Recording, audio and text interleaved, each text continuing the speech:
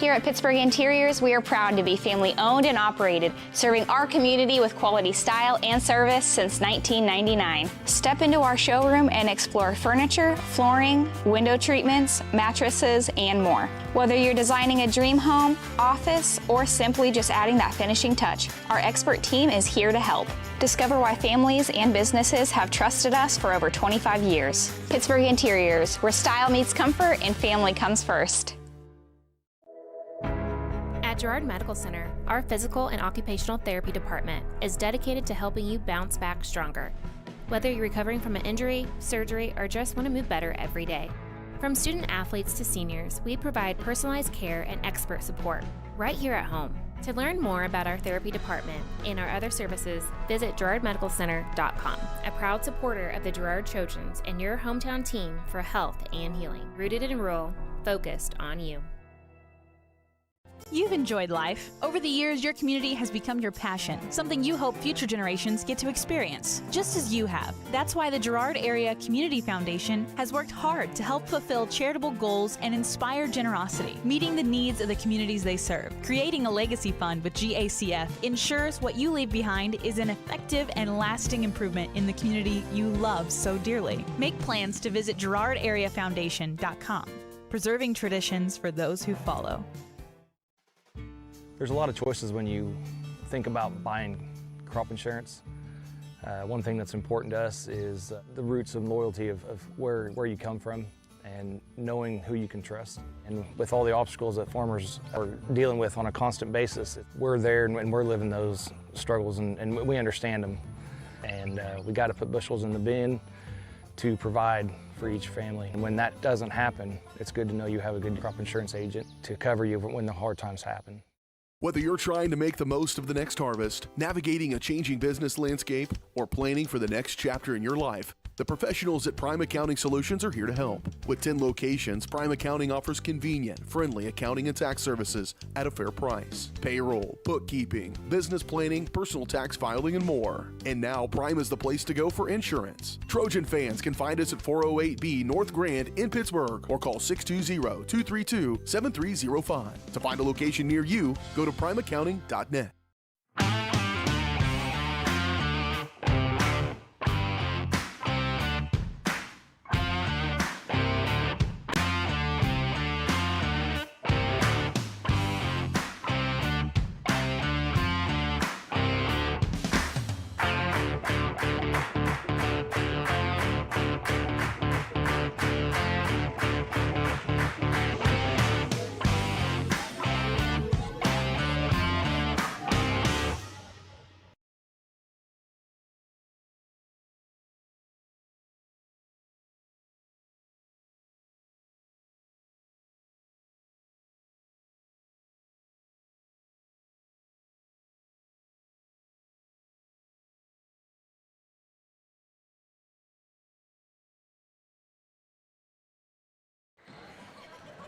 Good evening, ladies and gentlemen, and welcome to Girard Sports Live here in Baxter Springs, presented by Crocan, your community technology partner. Don't get bit by slow speeds and high prices.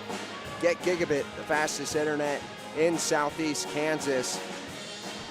To learn more, go to ruralfiber.org or see everything Crocan has to offer at ckt.net. I'm Drake Miller here, joined with Caleb Humble, ready to see the Girard Trojans take on the Baxter Springs Lions. There you go. Thought I was a little just tempo-wise off, but anyways, girls game up first, then the boys game. Girls right now on a bit of a winning streak, 7 in a row, according to Coach Erlacher, who has been pretty positive through this winning streak with the ladies, obviously so. This has been a great little subsection of the season right after a bit of a struggling period there around the Burlington tournament, and then they really started to bounce back, especially given the fact that they had a couple of injuries and illnesses and everything else surrounding that team, and they've come to be a real good ball team. Yeah, and like you were saying, 7 in a row is just kind of back to what we were seeing from this team earlier on in the season. And it was just some of those tougher games during the Burlington tournament and some of the weeks following that really got this Trojan team some of those losses. But then now we've seen some of those losses against teams that now this team has beat in these last couple of weeks, with some of them being Frontenac and Riverton. And so both great wins, proven that they can split that series 1-1.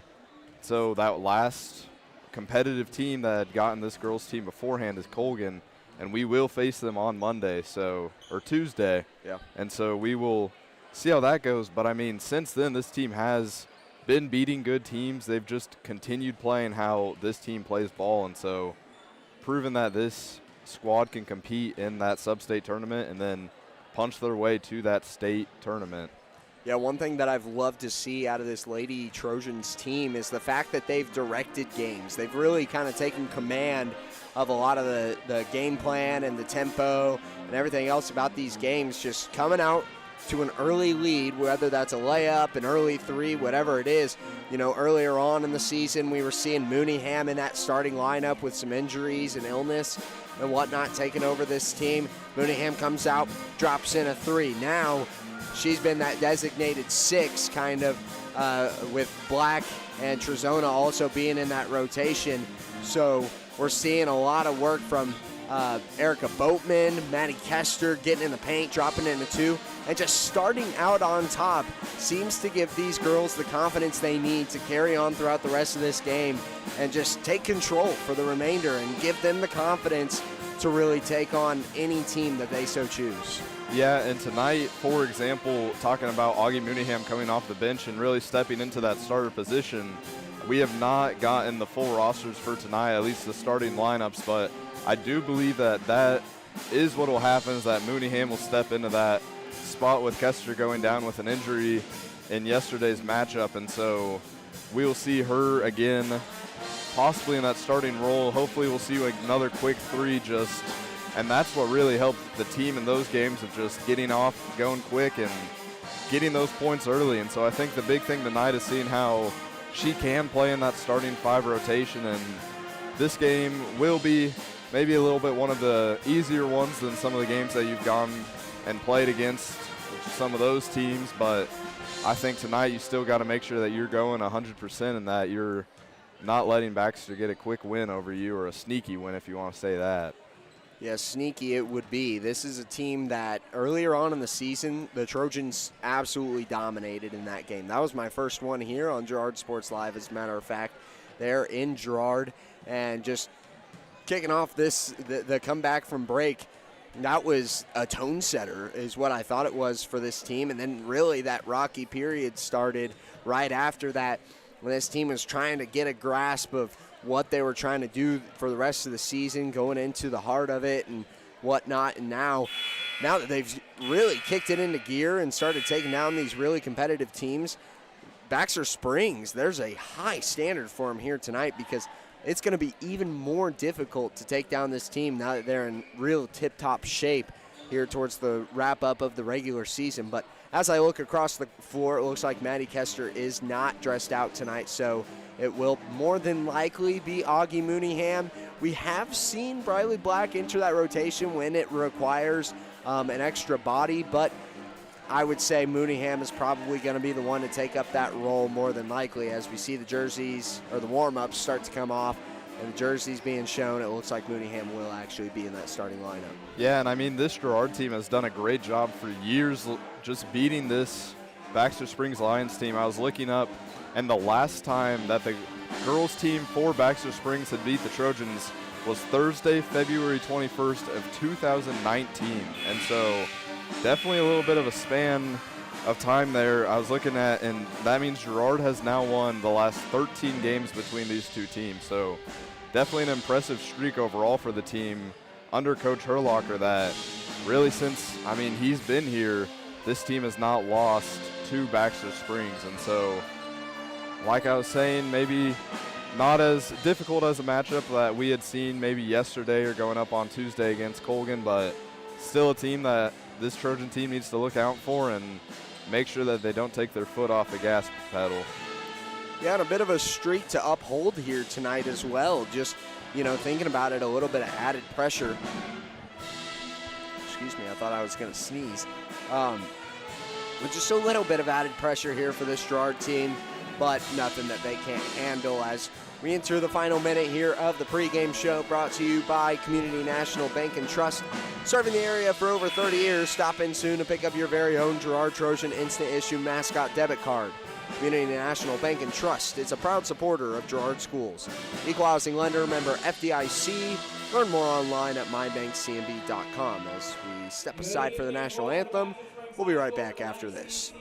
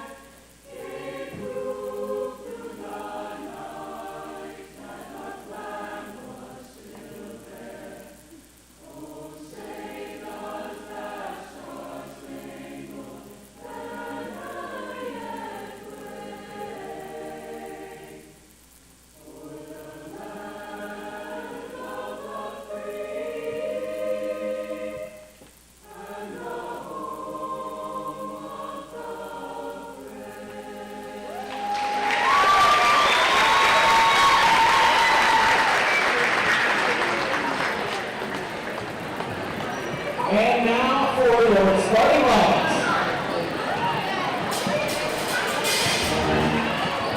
Starting tonight for the Lady Trojans, number 10 on the station. And we're back on Girard Sports Live as we have starting lineups up for you. Caleb, why don't you go ahead and give them to me for Girard. And looking at the Girard Trojans, it looks like we will start it off with number 10, a 5'9 junior, Marley Sisney. Number 12, a 5'9 junior, Kennedy Keller. Number 22, a 5'6 junior, Carson Oran. Number 23, a 5'10 senior, Erica Boatman. And rounding it out will be number 24, a 5'6 junior, Augie Mooneyham. And over to the Baxter Springs Lions is number 2, the senior Maya Vestal. Number 3, the senior Kirsten Bergrath. Number 20, the sophomore Malaya Avery. Number 24, the senior Bailey Campbell. And number 30, the junior Jada Bacon Lake.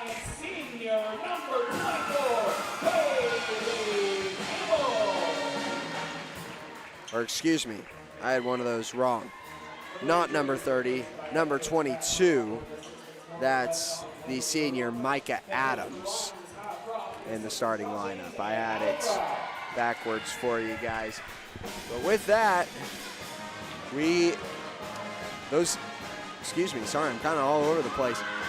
Those starting lineups are brought to you by the Jagged Edge. The Trojans will start this game in style, but nowhere near the level of style you'll find at the Jagged Edge. Stylist Carla Sands will have you looking your best for your next big game.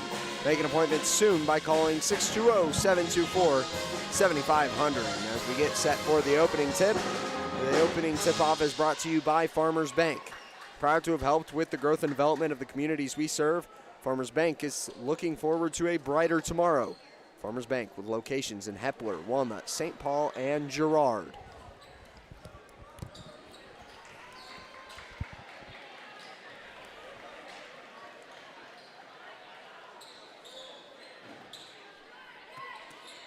Getting set for the opening tip. Out there is Vestal along with Boatman for their respective teams, and Girard wins. This game is now underway here in Baxter Springs. Boatman drives into the paint, gets called for a travel. That will turn over the first possession for Girard. It looks like the ladies will do a full court press, something similar that we've seen against teams kind of similar to Baxter Springs. And so probably going to be quite a few steals, something that we've seen this team that kind of has identified them in basketball. Quick turnover and in for the Trojans. A big three to start off this game. And once again, a tone setter for this team as well. We talk about those early leads, being able to put together a great first possession. We saw Boatman turn it over on the first, and then a big bounce back three as well.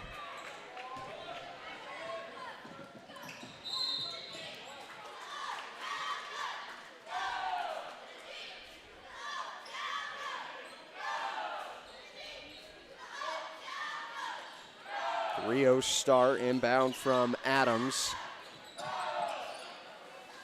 Gets it in, Vestal. Back to Adams, trying to work in the post, and she gets a nice two on top of it. Down the floor with O'Rand. Swings it over, Sisney for another. Can't get it, just a bit short. Keller gets the rebound. Try to work it into Boatman, who answers. Good footwork by Erica to get around the defender and have an easy look at the rim. Something to note here as Boatman gets an and one is Kennedy Keller and Carson O'Rand have swapped jerseys tonight, it seems. Any idea as to why that is, Caleb? I just actually noticed that. It looked weird because Carson made that three and I saw the back of her jersey and I was kind of like trying to just double checking myself, but I have no clue why that would be. Well, just the fact that, sometimes you see one player with a different jersey number, whether it's, you forget it at home or one of them's dirty, you want a clean one, something happens to it, whatever. Just interesting to see them both swapping tonight. Maybe just testing our ability to see Pick it up on who floor, it maybe. is. Yeah. You've got me checking everyone else's jerseys, making sure that we don't have other swaps.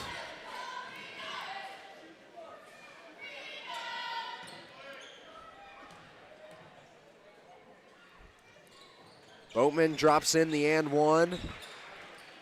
8-2 score. As that one's poked out by Keller. I almost said O'Rand there, seeing the 22. Bit of an optical illusion. Maybe they're just trying to trick us. That's all I can conclude.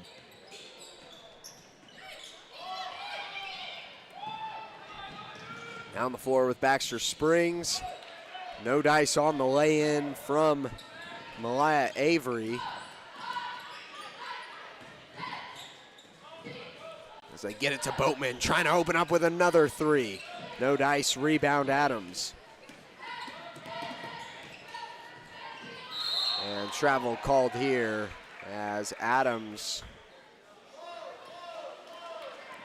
was trying to regain control of the ball and just did kind of hop, skip, jump across midcourt. 8-2 score. Boatman works into the paint, gets fouled, and will be shooting two.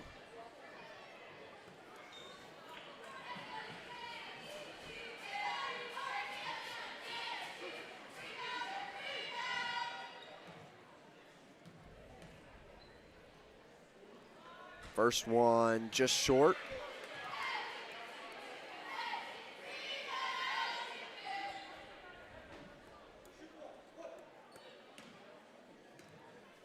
And now for the second. That one falls. 9-2. Now as they continue the full court press. Trying to really make this Baxter Springs team earn their way across midcourt. Wow. Very fortunate bounces there for the Lions as Adams picks it up at the point. And now it's, almost swatted away by Keller, and a foul called. Like you were saying, this Trojan team has done a great job of really doing the full court press, and I mean, they're making this Baxter team work just to get across half court. And so I think that might be something we see a lot this game, of just count up how many steals that this Trojan team will get. Another foul called here, as Keller, I believe, will be credited with another. So she gets her second back-to-back. Adams kicks it to Burgraff as they work the point here together. Over to Vestal. Now inside. Foul called. And now Boatman.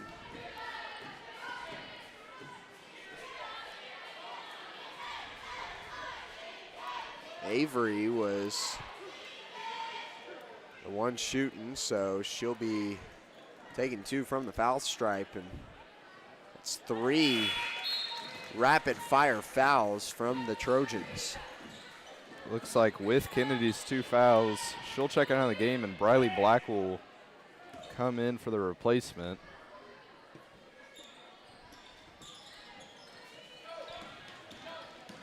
One for 2 on that visit from Avery, as Boatman kicks it down low to Mooneyham. No call there, as she was sandwiched underneath. And now a carry called against Burgraff.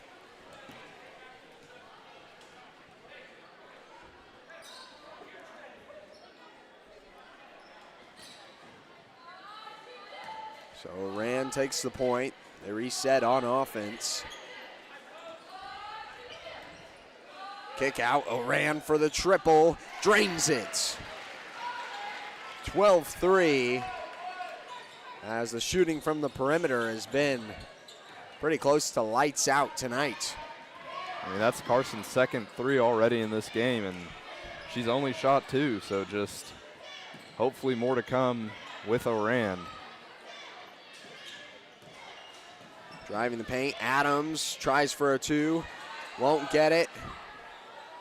And now foul called on the floor, as I believe Black just kind of got a little handsy on that try. Like you're saying, the second 3 out of O'Rand, something that we see out of Carson, as we see a lot of times in games where one of the girls gets in foul trouble, or one of them's injured or illness or whatever, and we kind of see more of this second string offense come out. Orand really takes up that scoring leadership spot just as well as Sisney or Keller do in the same fashion. And I think we've talked about it before, but one of the best parts of Carson's game is that she can be described as a floor general, but then even past that is whenever she's able to score and really get this team going in the scoring column. But the amount of assists she has this year probably has to be more than anyone else on this team. Yeah, truly one of the best facilitators probably in the CNC, and then along with that, one of the top scorers as well, as Boatman breaks ankles to the interior and drops one in off the glass.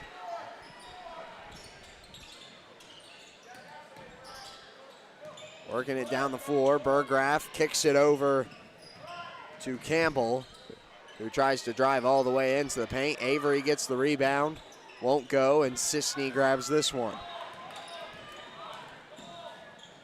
Oran now tries to work inside, and it's knocked out of bounds by the Lions.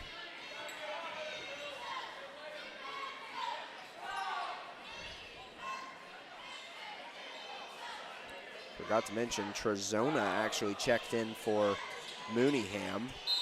So now getting her minutes down on the post, as Boatman will head to the line for her 3rd time today. I mean, three fouls all on Erica. That's, I don't know if you want to say that's impressive or not.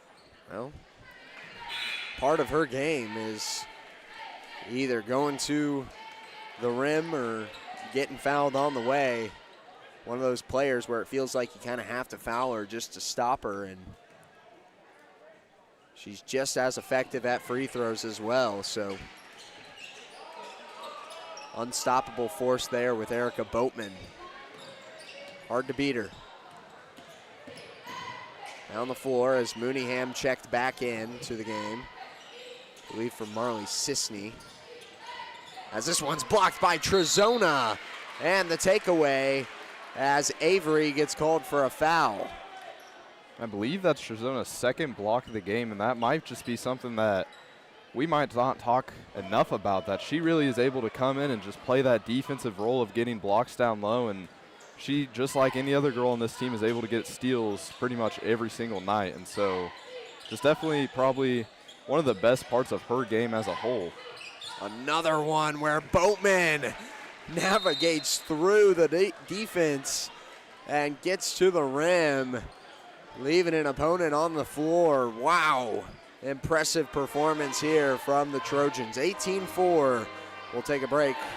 Or no, actually, we'll keep it here for this timeout because we've got some area matchups that we didn't cover in the pregame, Caleb. Yep, and some of those area matchups are the exact games that we had talked about last night, but they are actually being played tonight, and that will start off with Riverton going up against Caney Valley, Columbus going up against Galena, and then here in Baxter, the Trojans going up against the Lions.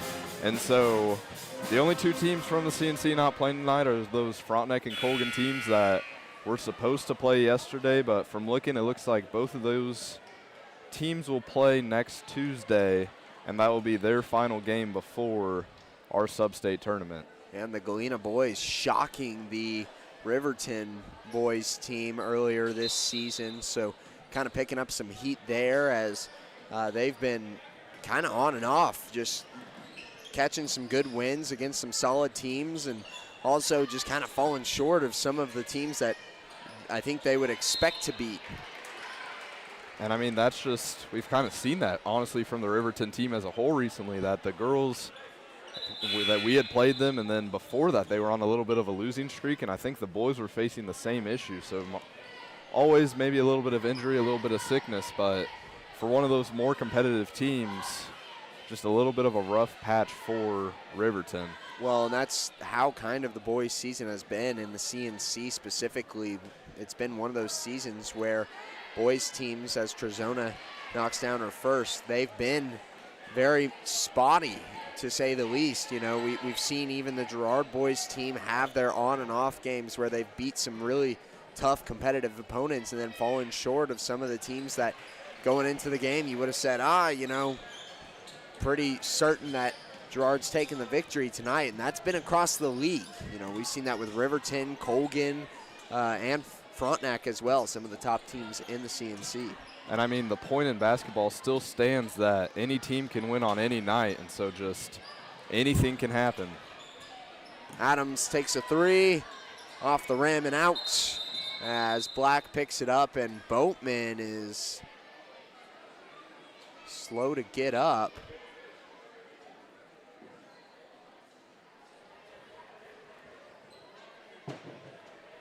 And now we will step aside for a moment here on Girard Sports Live. We'll be right back with an update. From the phone call to the service call, Roto-Rooter is there with fast and reliable sewer and drain service. From repair and replacement to septic and grease trap pumping, Roto-Rooter is here for you. With video inspections, Roto-Rooter can identify the exact issue to get the repair done quickly and correctly. Complete sewer line repairs or replacements, Roto-Rooter has you covered. Serving Crawford, Bourbon, and Cherokee counties, Roto-Rooter, 620-231-5630. Community National Bank and Trust has been... And we're back. Caleb, you said you kind of had a view as to what happened. Can you break that down for us here on Girard Sports Live? Kind of tell us what you saw. Just from, I mean, yeah, like you're saying, from what I saw was just, it looked like a non-contact injury, which is always one of those ones that you hate to see, but it looks like she is a trainer, and Tanya Brokob, one of the best health caregivers I know in the area. It looks like they're looking at maybe her ankle, and that's what she had been struggling with beforehand. And so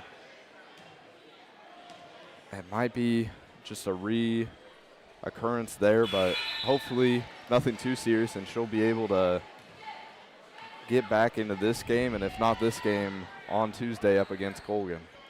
Well, and that just really the call for concern now, because you've got Kester and Boatman once again kind of lingering injuries here, with Kester's being a new one, which I don't know if that's better or worse. To Erlocker's speculation, he believed it was her head or a concussion of some sort, so I don't know if that has been confirmed or not, but she is out for tonight. But now Boatman once again with that lingering ankle tweak. That one's certainly a little bit more concerning than the Kester injury, I would say. And it's always something to note whenever you have a player that they get injured a second time in the same exact area, and that's always just a difficult injury to deal with. But like you were saying with Kester, Coach was correct just from talking to her today and hearing about it. It was a head injury, and from what she had said, it was a concussion, and so that will mean she will be out for quite a little bit, and that will be possibly another game where she'll miss was Colgan on Tuesday. So just hoping for the health and recovery of all these ladies, as it has just been one of those years, especially for the seniors, and you hate to see it, but nonetheless, these ladies have been warmed up to this kind of season as Boatman drops in another triple. You feel no lack of confidence with this Girard team missing the two seniors, though. Yep, and I mean, I hate to correct you, but that was Augie Mooneyham that made the triple, and just... What did I say? You said Boatman. Oh, I meant Augie Mooneyham. I don't know why. Yeah, that happens, but... Please correct me, yeah. Like we've talked about all year, that was from her spot that she's just so great about making from that spot on the floor. Mooneyham with the triple, but yes, she has been electric from outside the perimeter, and like I was saying, this team just as confident as with the starters on the floor as if they didn't, you know, and working in even Munkin, Brooks, and Oplotnik. They've been very effective on the floor. Mooneyham trying to open up another, just long on that try. 30 seconds and counting here in the first quarter as this one's loose. Sisney gathers it, now takes it across mid-floor, trying to get back into the paint, and she's fouled on her way. So this is high-scoring quarter for the Trojans. This is how I almost expected this quarter to go, just with this team as of recently being so good about just opening up the scoring column so quickly. And for these Lions, you can say it's almost like they didn't know what hit them. I mean, the Trojans up by 20, possibly 21 after this free throw.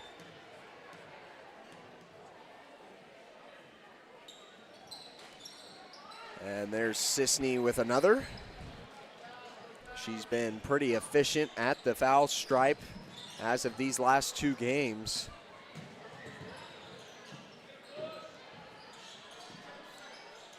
As Adams works it over to Berggraf. Now the shot goes up from Bella Cassida. Down the floor with Sisney as she puts one up, almost a buzzer beater. She was catching some physicality across midcourt, says call the foul. Maybe a little frustrated that she had to extend the elbow a bit, but regardless, 25-4 is the score. We'll take a break. We'll be right back after this. Farmers Bank is a proud supporter of Girard schools. For generations, Farmers Bank has worked with local leaders, businesses, and residents to help shape the future of Southeast Kansas. Farmers Bank is proud to have helped with the growth and development of the communities we serve. As partners in business and friends in life, Farmers Bank is looking forward to a brighter tomorrow. Farmers Bank, with locations in Hepler, Walnut, St. Paul, and Girard. Equal housing lender, member FDIC. At Fort Scott Community College, we understand that a scary part of figuring out your future isn't only answering the question, what should I do, but where do I belong? Maybe you belong here, studying animal science or learning about farm and ranch management. Maybe you belong here as part of Hounds Hoops on the hardwood. I don't know where you've been or where you're headed, but I know we're saving a spot for you because you belong at Fort Scott Community College. And we're back, second quarter of action underway here in Baxter Springs. A 21-point lead here as Macy Munkin steps onto the floor to start off the second quarter. And so this is one of those games that you would expect that some of those bench players that we don't typically get to see will start to get a little bit more of that playing time, especially if the Trojans are able to get up by so much. And so definitely a little bit of the future shown out tonight for this Trojan team.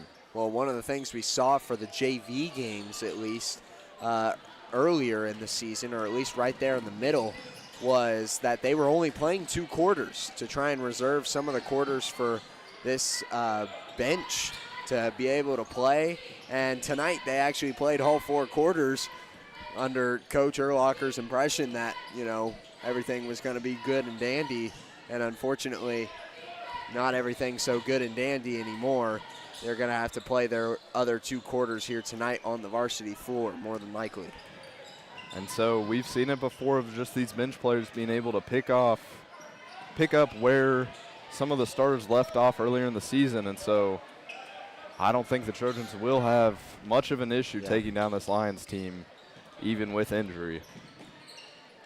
Big key here is mostly for the Trojans staying out of foul trouble, I would say, is going to be of importance. You want to try to keep your starters in for a majority, but of course you don't want to limit their time. And a big 3 there from Bailey Campbell. Down the floor for Sisney. She works the point with Keller. Now over to Munkin. Back around. Mooneyham.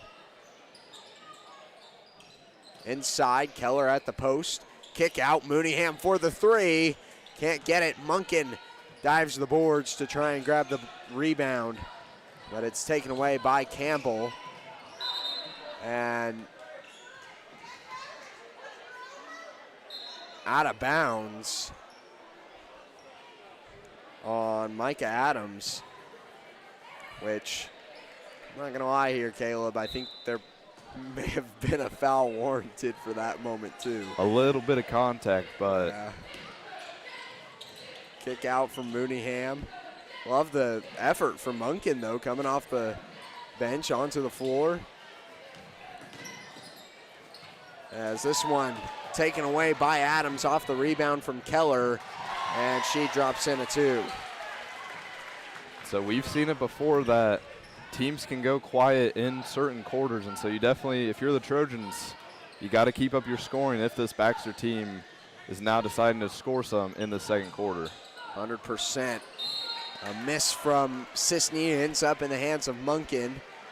She gets fouled on her way to the rim and will be shooting 2 here.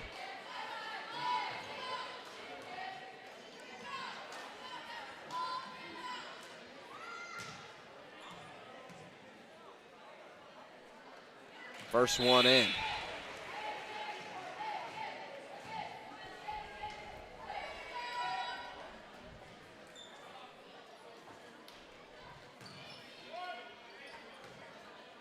Second one from Macy Munkin, as that one's just a bit short.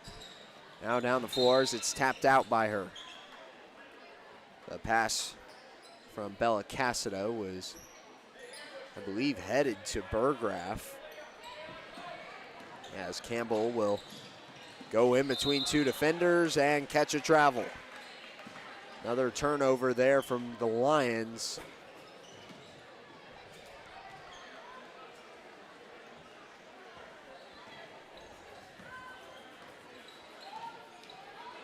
Orand inside to Keller. Back out on the perimeter as Orand takes a long jumper. Can't go. Rebound into the hands of Burgraff, but it's poked out. Kennedy Keller with the deflection. Mooneyham was the one to pick it up. Now back in Girard favor. They get it over. Munkin, long two. Can't connect. Sisney gets the rebound almost with the and one, but will be headed to the line. So another chance at the line for Marley Sisney. I think is that her third or fourth trip this game already, and we're only in the second quarter, so definitely getting her free throws in. I believe that it is her third.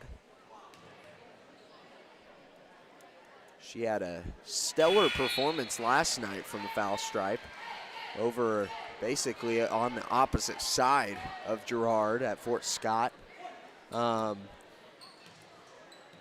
down 12 points with only just a couple of baskets on the floor. And I think, like you're saying, looking back at that game from last night, it looks like more than half of Marley's points did come from the free throw line, so definitely an efficient score from the stripe. Another foul on the floor. That will go against, looks like 24. That's Bailey Campbell, as now Kennedy Keller will take the line. Bunch of rebounds there from Girard. Great effort underneath the basket to keep the offensive possession alive. For the Lions, that's now third foul that came pretty quick. Very similar to what we saw on the other side of the court with the Trojans, where they picked up those 3 fouls almost in less than 30 seconds. And it almost seems like on the same possession as well. As Campbell drives the paint, gets fouled. They will say and one. Looks like that foul will be on Briley Black, and that'll be her third.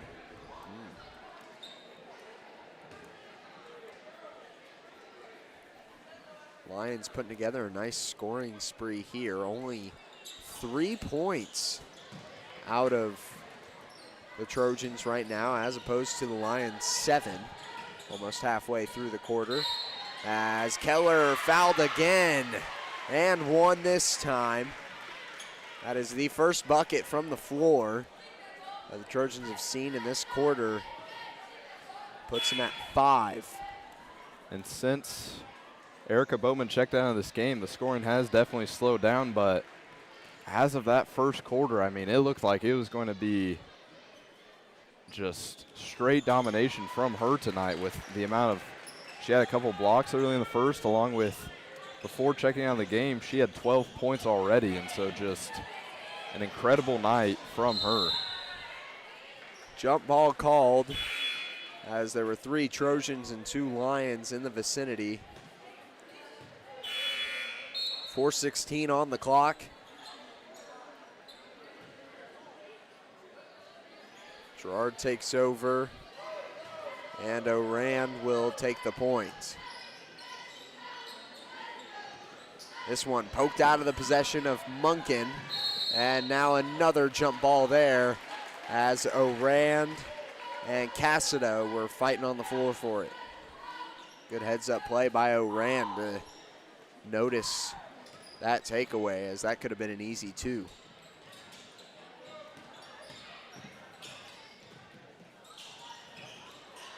Work it inside to Avery, and Munkin forces a jump ball, gets the ball right back to the Trojans, making up for her giveaway on the last possession. And I mean, she got the jump ball, she gave it away, and then she got the jump ball right back to give the Trojans possession. So just, if you want to say, good defense from Munkin.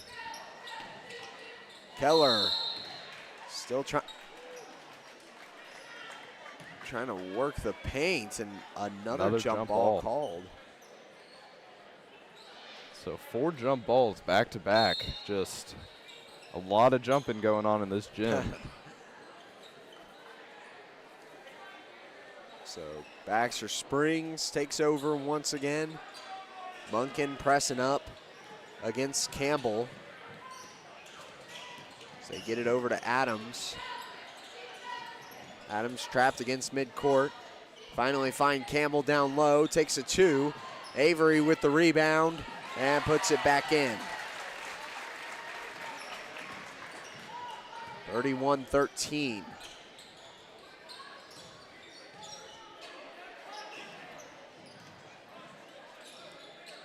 Mooneyham all the way across to Munkin and now inside to Trojans. Back out and around. Mooneyham takes the 3. Strong arm that one, and it's rebounded by Adams. Poked away. Oran with the takeaway as Munkin works down the floor. And the layup does not fall. Sisney gets fouled and 1. Munkin had 2 Lions in pursuit. I'm sure she was kind of bracing for impact there. Trying for that layup. And I was expecting a rough foul with both. It looked like those girls were going to go full steam ahead into a collision. But Sisney was there to pick up the pieces and some. As she gets the extra there.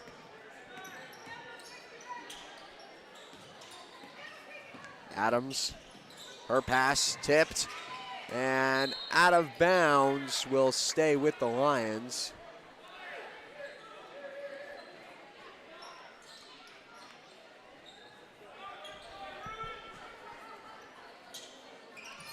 Inbound gets to Campbell. Back to Adams. Adams now looking to drive. This one poked out and travel called.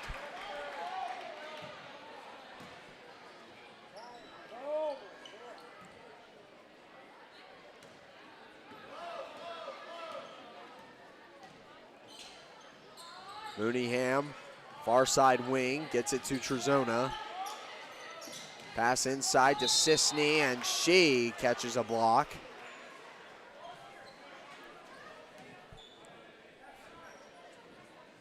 I didn't even realize, but it does look like the Trojans are in the shooting bonus, and so Marley will go to the line 4-2. Hopefully extend this lead. Sisney for 2, leaves the first one short.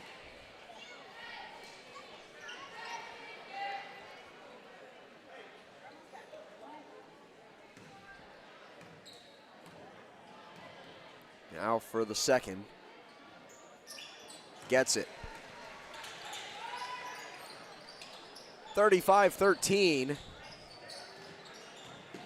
Is down the floor with the new face, Layla Weaver. Adams takes to the paint, drops in another 2. Keeps it at a 20-point gap here.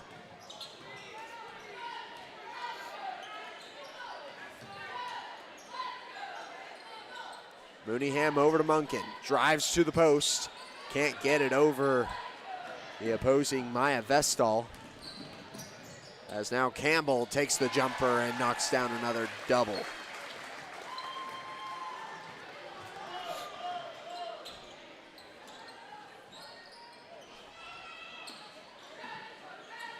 Oran, Mooneyham, and now over to Munkin, inside. Trojans tries her chance from a post. Can't get it to go.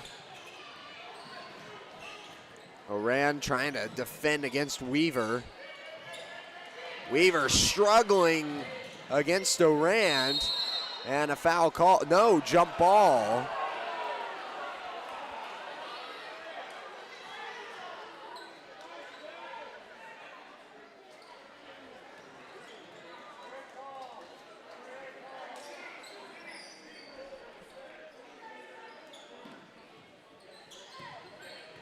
That one could have also probably been an over and back had it not been a jump ball. So just a lose-lose situation for the Lions, as Munkin almost pokes that one out, but does get called for the foul here.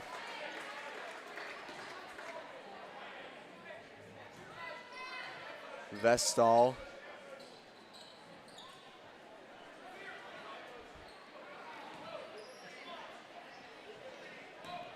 As Campbell takes it down the floor. Adams, her pass over the head of Campbell will go out of bounds. 49 seconds remaining here in the second, as you've got a timeout called. Full from Baxter Springs. We'll take a break and we'll be right back after this. There's a lot of choices when you think about buying crop insurance. One thing that's important to us is the roots and loyalty of where you come from and knowing who you can trust. And with all the obstacles that farmers are dealing with on a constant basis, we're there and we're living those struggles, and we understand them. And we got to put bushels in the bin to provide for each family. And when that doesn't happen, it's good to know you have a good crop insurance agent to cover you when the hard times happen. Prairie Mission Retirement Village. People caring about people in the loving spirit of Christ. Spacious apartments made to feel like home, and a loving, caring, experienced staff. That's the Prairie Mission difference. A continuing retirement community promoting person-centered care with an on-site clinic from Labette Health, and offering independent living apartments, assisted living, and long-term care, all with the respect and care our loved ones deserve. Prairie Mission Retirement Village, St. Paul, 620-449-2400. And we're back from the timeout from the Lions, as Sisney takes a shot from three off the back iron, won't go. Rebound Adams. Now as Vestal works it across the floor, and foul called against Oran.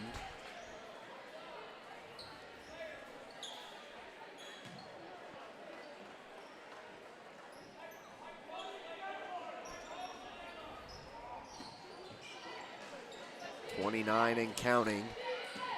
Adams takes a jumper, long two. Fouled on the play. That goes against Macy Munkin. That's her second. It's just been a foul frenzy here for the Trojans. Very opposite of what we saw yesterday in Fort Scott.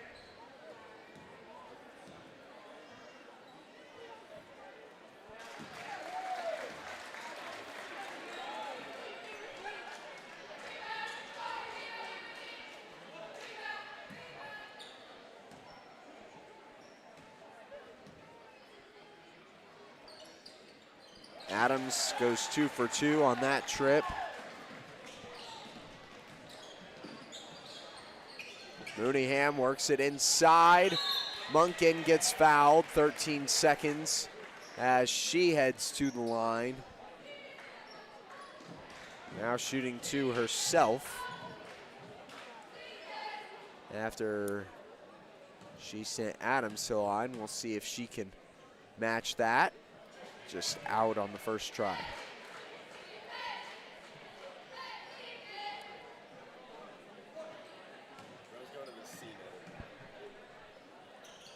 Second one, no dice either.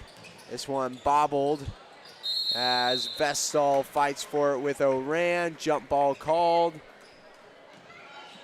And it's headed back to the Trojans. Or no, the Lions. It's like 8 seconds left on the shot clock, game clock. Poked out by Munkin again.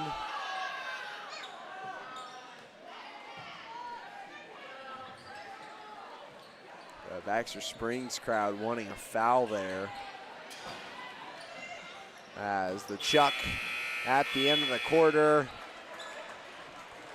ends the first half of play. 35-19 is the score We'll take a break and we'll be right back after this on Girard Sports Live. Since 1918, GN Bank has been the heart of our community. Big enough to meet all your banking needs, but small enough to offer that personal touch you deserve. From agricultural loans to home mortgages, GN Bank has the expertise, products, and service to help you thrive. With a pledge to treat others ethically, be adaptable, focus on customers, and invest in the communities they serve, GN Bank is committed to your success. The best place to bank and borrow, GN Bank, where community banking truly comes first. Equal housing lender, member FDIC. Welcome to Homestead of Girard, assisted and independent living right here in our hometown. At Homestead, seniors enjoy compassionate care in a community designed for comfort. Licensed professionals provide support with daily activities, dressing, bathing, and medication management. Residents enjoy home-cooked meals and the comfort of their own private apartment. Call 620-724-6760 to schedule your tour today. Homestead of Girard, senior living with compassion, comfort, and community. At Fort Scott Community College, we understand that a scary part of figuring out your future isn't only answering the question, what should I do, but where do I belong? Maybe you belong here as part of Fort Scott Community College's John Deere Tech program. Maybe you belong here as part of the perennial playoff-bound Greyhound baseball team. I don't know where you've been or where you're headed, but I know we're saving a spot for you because you belong at Fort Scott Community College. More than just your neighborhood pharmacy, Mathis Drug is your hometown partner in health. With pharmacist Bria Scheibe and an experienced, highly trained staff, Mathis Drug is ready to serve you. And now, Mathis Drug offers comprehensive compounding, which is one of the few pharmacies in Southeast Kansas with this convenient on-site service. From medications to expert advice, call 620-261-9779. Mathis Drug Store, where community and care come together. I was hoping to talk to someone about updating my insurance policy. I am able to understand complete sentences. That was a complete sentence? I didn't understand that. Why can't I just talk to a person? No one talks to humans anymore. Sometimes humans are just more helpful. I hear you. Why don't we review your coverage with a super check? Farm Bureau Financial Services. It's your future. Let's protect it. Call Judd, Lori, Jenny, or Amber in Gerard today. Call service is outstanding in their field, especially for those that are stuck, well, outstanding in their field. Coles carries a wide selection of farm, industrial, and heavy-duty tires, all from the best brands in the business. And they've got farm service trucks ready to go. Plus, Coles continues to be the place folks go for car and truck tires, repairs, oil changes, and so much more. If you're in the market for new tires in Southeast Kansas, make the right call to Coles Service, 620-724-4121. See more at ColesServiceLLC.com.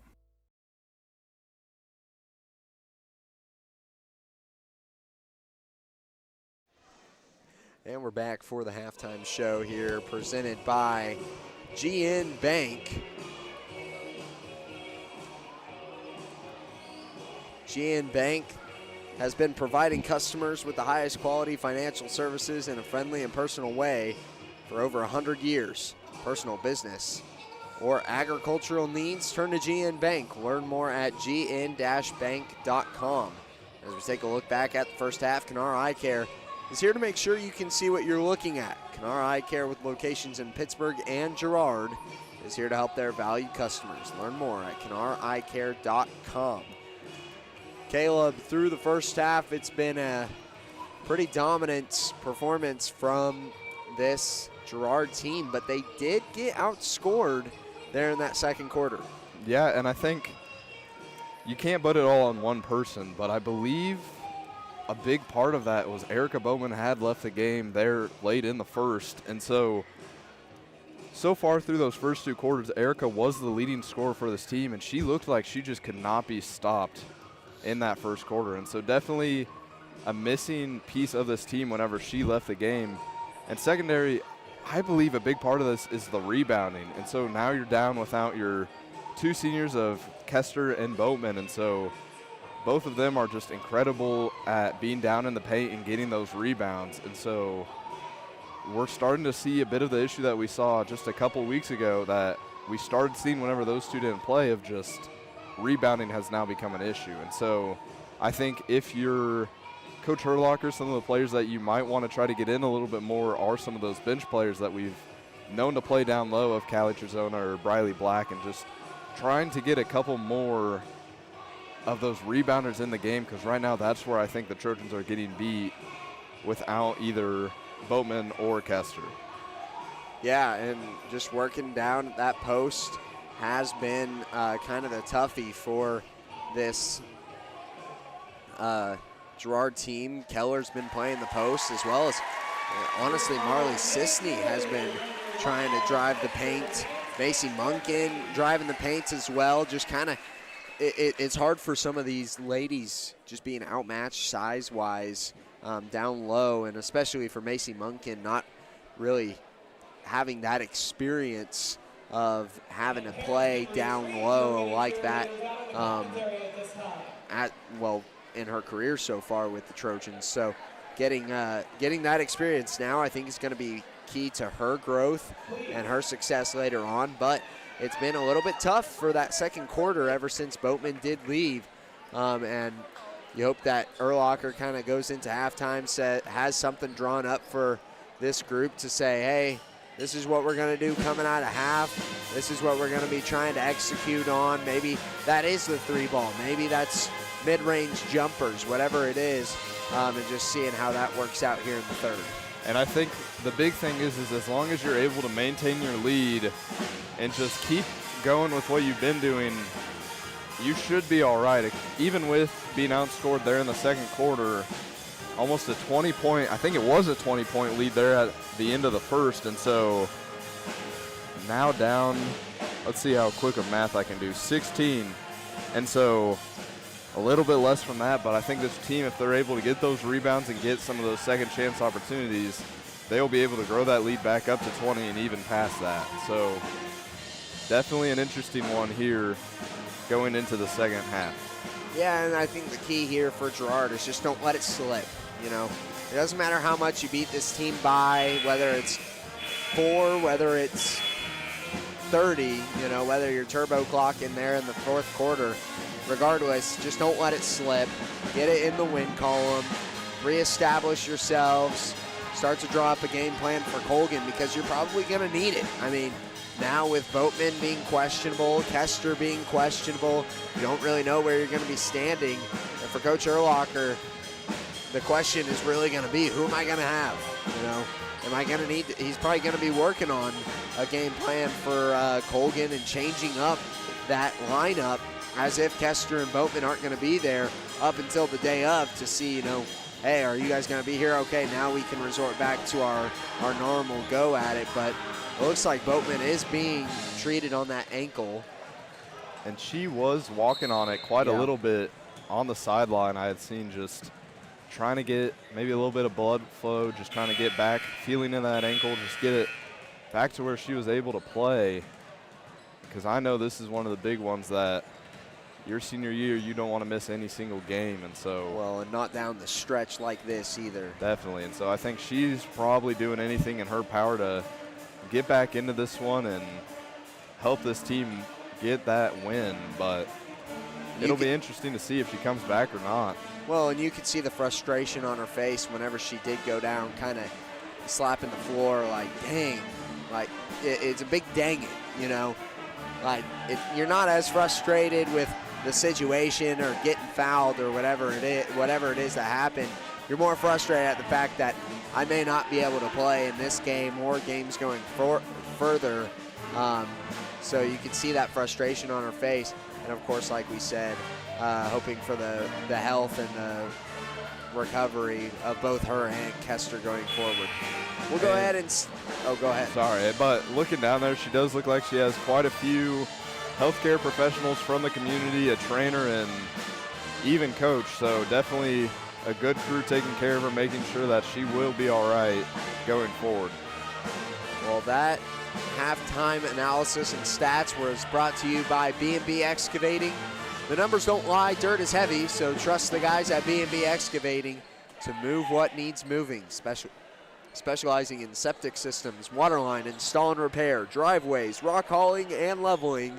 Call B&B Excavating 620-724-2735.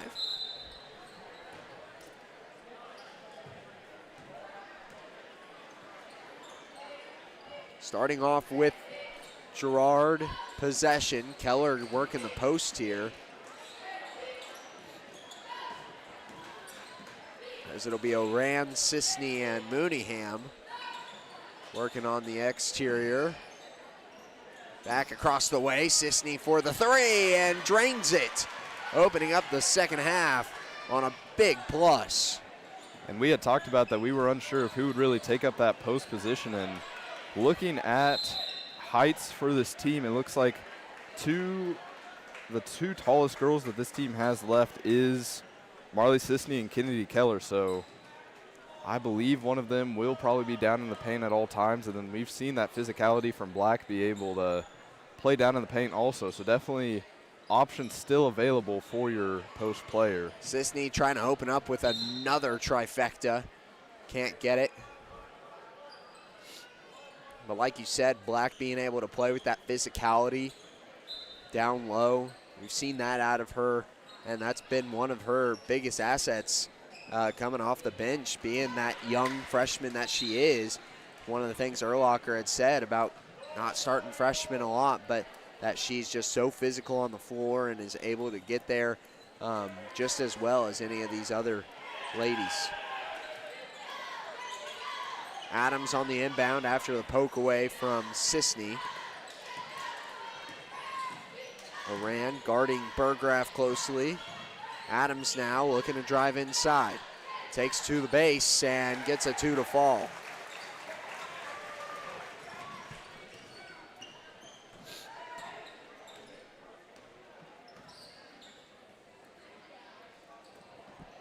Flip it over to Mooneyham. Oran, long pass over to Sisney. As Sisney finds herself on the perimeter, now driving. Collides, does not get a call or the basket to fall, and now out of bounds on Keller. A lot of physicality down low from both sides. I mean, just in this game in total, and that seems like a theme as of recently, that these refs are letting both the boys and girls play physically. So, foul called, but this one's on the floor. As Oran will be on the inbound duty. Gets it to Black, off the glass and in. A great spot from Oran, followed by another great bucket from Briley Black. Deep ball down the floor. Burgraff gets it to the perimeter, and now they work it over to Adams. Now Burgraff for the three. High off the glass. Avery puts it back up and in. Lions doing a great job hanging on to this spot in the game. Their offense has been working pretty effectively. This quarter, it seems like both teams are kind of going more back and forth regardless in the scoring column, but in the first two quarters, that first quarter we saw it was all Trojans. In that second quarter, the Lions were the leading scorers of the two teams. Something we saw on the first time around was the Lions, when they got to set their defense or their offense, they were pretty electric. They were actually pretty effective on their half of the floor, but they just had trouble getting down there. And right now we're seeing pretty much the same thing out of them. As long as they get down there, they seem to do just fine. But it's the ball movement to get there. As Mooneyham triggers from the perimeter, can't get it to fall. Jump ball called, and that will force the possession arrow out of the Lions here. Black will check out for Trezona as they continue the full court pressure, I should say. Keller gets fouled after the steal and now is headed to the line. Foul called against Malaya Avery. That'll be her 4th. I was beginning to wonder because there have been a lot of whistles concerning her in this game. So she is now in a bit of trouble as Cassida now comes in.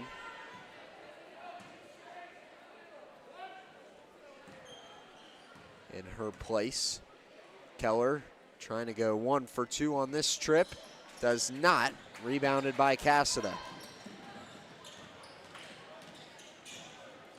Down the floor, all the way to the corner. Now the trap sets in, out of bounds on the Lions.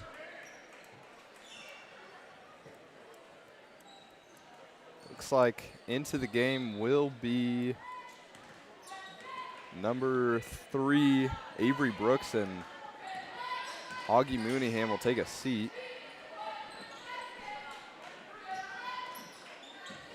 Trojans swings it around. Brooks now over to Oran inside. And Trojans gets a little happy feet there at the block and called for a travel. 17-point lead. It's both teams kind of going back and forth here with turnovers. Campbell gets it to Cassida across the way. Had Berggraf wide open for the lay-in. And I mean, as you're saying it, just another turnover. Just back and forth in this 3rd quarter. And pretty much everything with turnovers and scoring. Trojans long 2, does not connect. Keller off the rebound, tries to put it back up. Oran swings it out to Brooks, and a travel called on Brooks.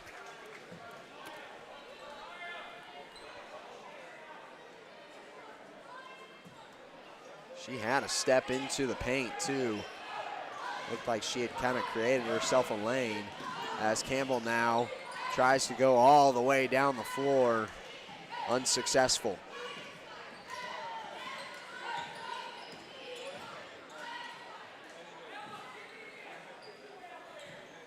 Sisney, Trojans, the pass inside to Keller as she's fouled. 3:53 remaining on the clock here for quarter number 3. Keller shooting 2.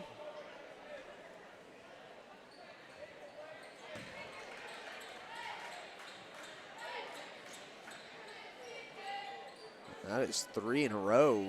Missed free throws from Kennedy Keller. Gets the 4th. As Trojans hit the deck there on the attempted board. And now Adams gets fouled and 1.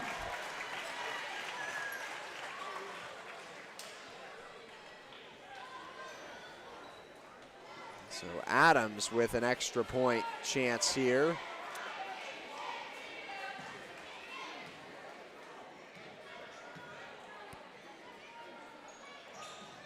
And she does not get it. Down the floor, Sisney. Gives off Oran over to Brooks. They swing it around, Sisney wide open. Pump fakes, great steps into the paint. And gets the 2. This pass knocked away, but into the hands of Adams, who lays it in.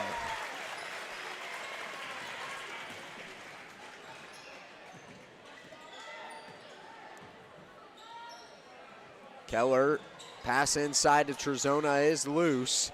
Picked up by Vestal, and now another takeaway. Oran gets it in the paint, can't get it to go. And it will be out of bounds on Baxter Springs.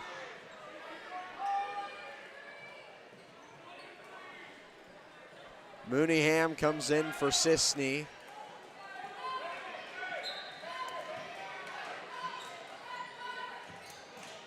As the inbound gets to Mooneyham, 3 ball, bit long on that try. Brooks picks it up, swinging around the perimeter. Now Oran will try for hers. Just rattles off the rim and out. Pass inside to Keller, who lays it in for two. Couple great three-point opportunities, good rebounds, and then a pass inside to collect the 2 points. That's exactly how you want your offense to go. Definitely, and I think one of the things in this third quarter that has really helped the Trojans score is those rebounds that we've started seeing that are now going in the Trojans' favor. That'll be the third foul against Bella Cassida. Along with that is the team's fourth foul for Baxter.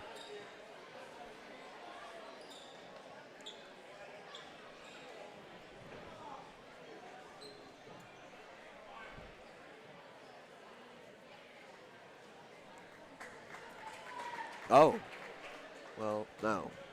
I thought they were saying she fouled out, but no, not even the right number. Brooks pulls the trigger from range. Can't get it to go. Keller with the putback and one.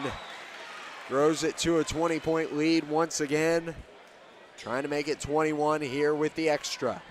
And I mean, she was pumped up after that basket. She had many opportunities this game where she has had to shoot free throws instead of just getting the quick two, and I think a little bit of frustration has built up over that, but now seeing that one fall, definitely a good sign for Kennedy Keller.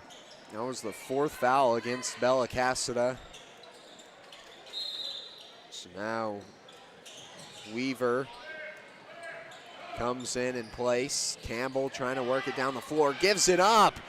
Keller with the steal and the bucket. Up to 23-point lead as Weaver tries to get across midcourt. She does with a pass to Campbell, but Brooks had the takeaway off the steal. Now on the floor, Mooneyham will be called for a travel.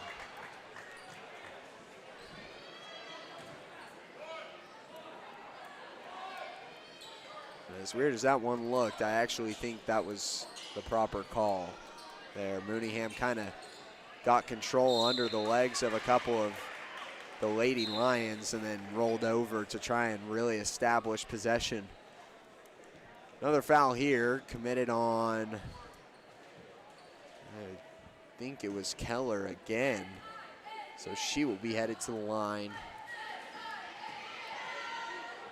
So plenty of free throws tonight for the Trojans. I mean, just looking at the scoring chart that I have, a lot of ones just from pretty much everyone on this team, especially Marley and Kennedy and then Erica.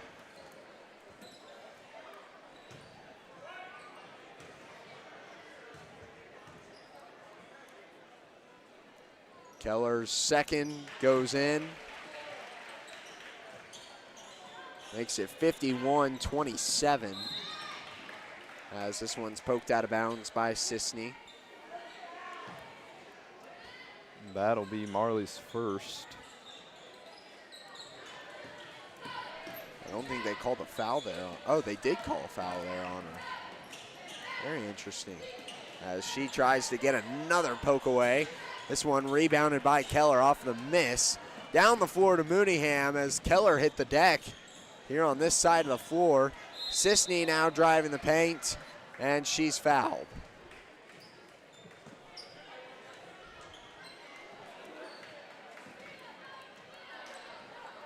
A minute 29.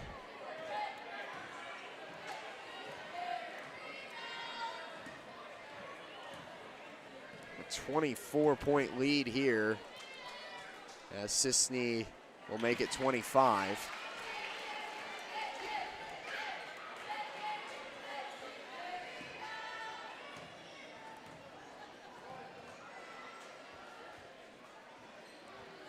Second falls, 53-27. As down the floor with Sweeney, who throws it back across midcourt. That's a turnover. And something interesting to note is that we're starting to see a little bit of what we saw a couple weeks ago whenever injuries were present with this team of Marley Sisney and Kennedy Keller really just stepping into those leading scorer positions and really leading this team And so we're just seeing that again tonight where those two are definitely tied or close to being tied for the leading scorer in this game. Chasing down that ball after it was poked out by Keller was Sisney and Adams. 1:03 remaining in the third. Adams gets it into Burgraff. Dribbles outside the perimeter, trying to set up the offense. This one nearly poked out as it was passed over. Now Campbell. Back to Burgraff for the three, blocked by Brooks. Mooneyham taking the point here. Black inside, back out, Brooks for the three. Just a bit long on that try. Rebounded by Vestal. Weaver's pass, knocked out of the hands. And Mooneyham gives it off. Black for the long two this time, won't get it. Campbell now trying to drive the paint, gets fouled.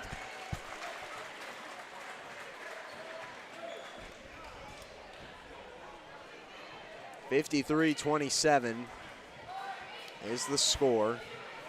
Looks like that foul will be credited to Marley Sisney, her second.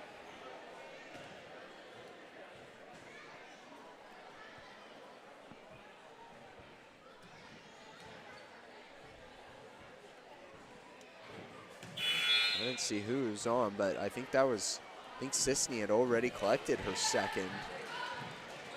I don't know who they called it against, though. I didn't see the number they held up, and they haven't updated the scoreboard for us here.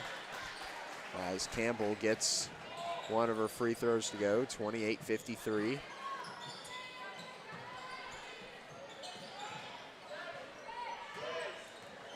Mooneyham over to Orand. Pops up a three, rims out. Mooneyham with the putback. Does not go. It will be 53-28 here at the end of the third. As that will take us to a break. We'll be right back after this. Since 1918, GN Bank has been the heart of our community. Big enough to meet all your banking needs, but small enough to offer that personal touch you deserve. From agricultural loans to home mortgages, GN Bank has the expertise, products, and service to help you thrive. With a pledge to treat others ethically, be adaptable, focus on customers, and invest in the communities they serve, GN Bank is committed to your success. The best place to bank and borrow, GN Bank, where community banking truly comes first. Equal housing lender, member FDIC. I was raised in a small town, and there was a lot of people who took time to invest in me. And so when we decided to open up our offices, we want to make sure that we're pouring back into the community that's giving to us. We care. We want to be involved. We want to have a passion for what you have a passion for. We want to be able to give back. And that's the foundation. That's why we're more than just insurance.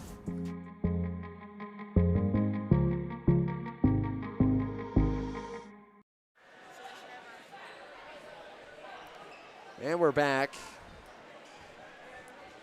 on Girard Sports Live. 53-28. The only thing here is I don't know if we are going to get the running clock with a 25-point lead, seeing that they've got it as 52-28 here in the gym.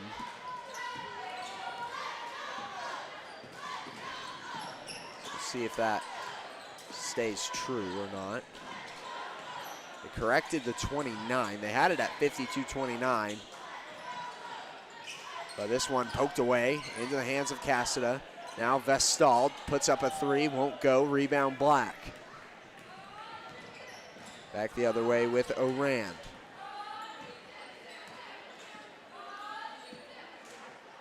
Flip it over to Sisney. Now Brooks, mid-range two, won't go. Batted by Orand into the hands of Adams. Works her way down the floor, and no good on her try for two. All the way down the floor with Orand, who goes around a defender and gets the two to go. 55-28. As Black gets the takeaway here. Jump ball forced. Will go to the Lions.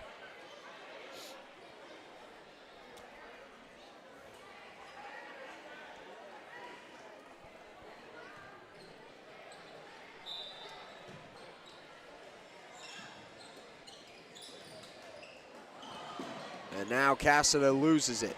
Oran dishes it off to Mooneyham, and it's batted out of bounds by Adams. 6:38. Should be running clock, isn't it? Maybe it's 30. I could be wrong. But Oran gets fouled on the three-point shot.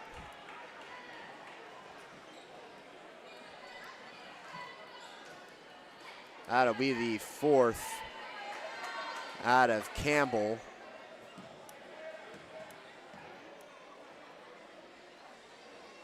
As Oran off the back iron for her first.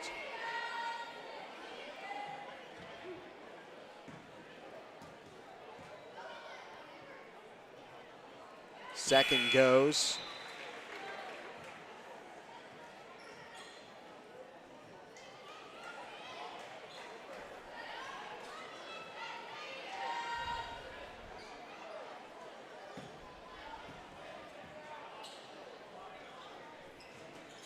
And the third falls as well, 57-28.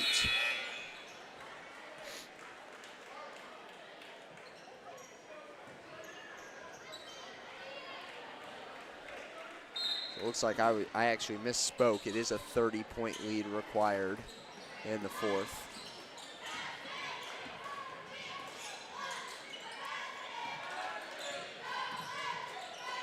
Adams gets it inside to Avery, off the glass, no good. Mooneyham takes it down the floor after the rebound from Black. Munkin to Trezona. Trezona puts up a two and bit high on that try. Goes off the top of the backboard. No good.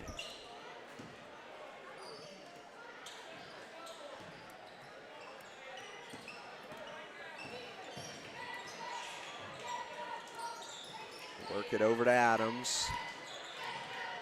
Now loose ball as Munkin picks it up. Collects the turnover. And now will look to drive. Gets fouled and will be, no. Gets called for a charge.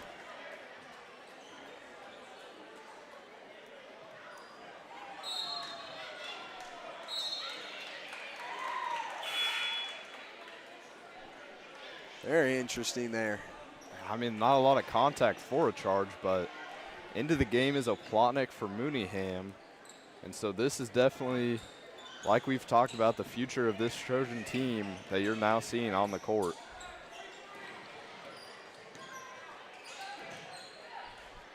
Burgraff over to Adams. Pass inside, Avery. Now we'll look to drive the paint and a foul called.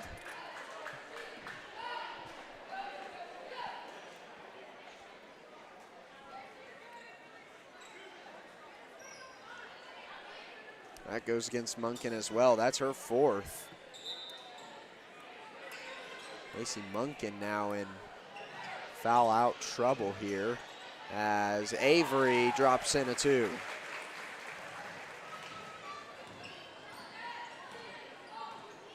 (30-57). Brooks takes a long two. Off the back iron, won't go. Rebound, Malia Avery. She hands off to Burgraff. Now over to Adams. It was poked away. But now another one. Loose ball on the pass back over to Burgraff as Munkin gets fouled this time and is headed to the line.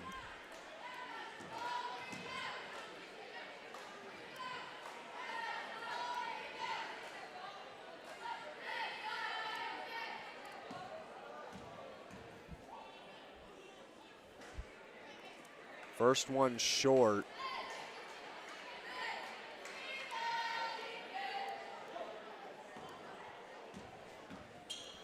Second one also a little bit short there, but a Plotnick collects the rebound. Munkin tries again from the block, no dice. Whistle blown jump ball between Burgraff and a Plotnick. We'll keep it here with Girard. 57-30. Under 5 to go here.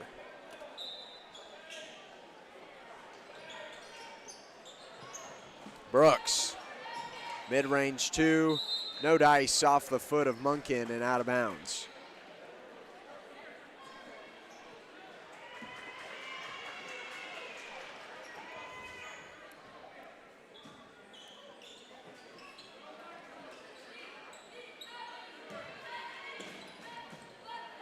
Campbell down the floor. Cross court, Burgraff now over to the new face, Allie Hall, and a turnover. Taken away by Trojans. Brooks and Black working the point. Now a Plotnick trying to drive. They'll kick it back up top to Brooks. Munkin finds herself in long 2 range. Tries to pass it inside. Trojans picks it up. That one rattles out of the rim. Very close call there from Callie Trojans, as now Adams will work it down the floor. And block foul called. This one, I believe, is going against Trojans.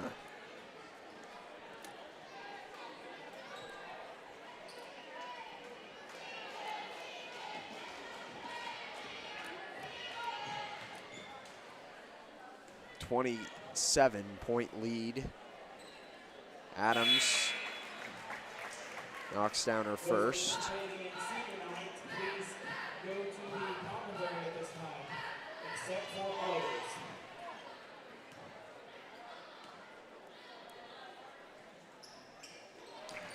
Two for 2 on that trip for Adams.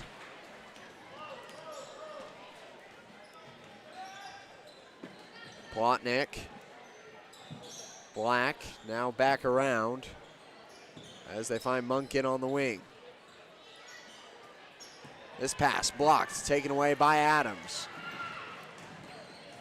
Now down the floor as that one's blocked by a Plotnick. Trojans gets the ball over. Macy Munkin gets the 2 to go. 59-32 now, as Adams chucks up a 3 and gets it. So something to note is that this Girard JV team is somewhat keeping up with, I believe it's still the starters out there for Baxter. And so, I mean, the rest of this quarter is just time for this JV squad to get used to playing at this higher level. Black from range, can't get it to go. Off the foot of the Lions and out of bounds. 2:45 to go here in the fourth. Inbound gets to Trojans, off the glass, no dice. Down the floor with Campbell. Blocked by Trojans, but a foul called in the process. I believe that will be her 3rd foul.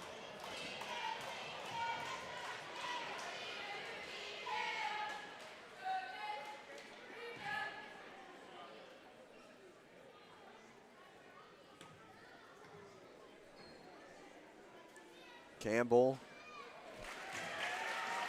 gets her first.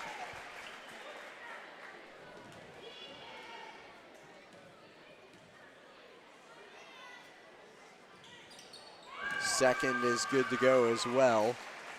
37-59. 22-point lead now for Girard.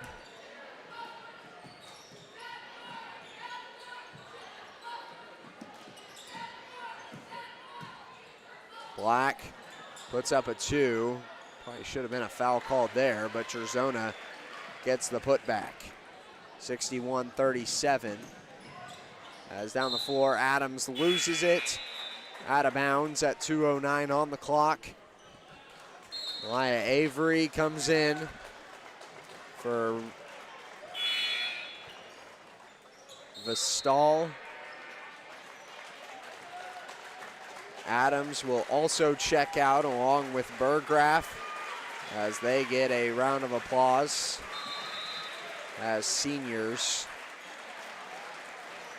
More than likely their last home game here in Baxter Springs.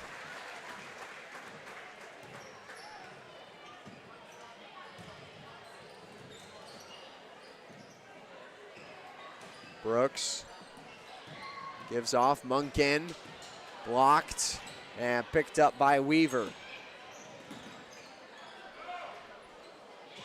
Down the floor as Black takes it away. Gives off to Brooks, takes the mid-range jumper. Can't get it to go, and it's out of bounds. Stays with the Trojans. 1:38 to go.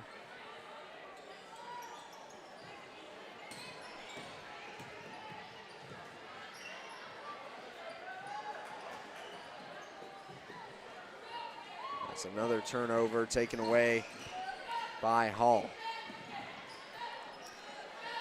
So as we kind of come to a close here on this girls game with a bucket there from Avery, Caleb, is there anything that you've seen tonight that this girls team is going to need to really pick up here to take down the Titan of Colgan, who is undefeated currently in the CNC right now, getting ready to face off against the Trojans on Tuesday?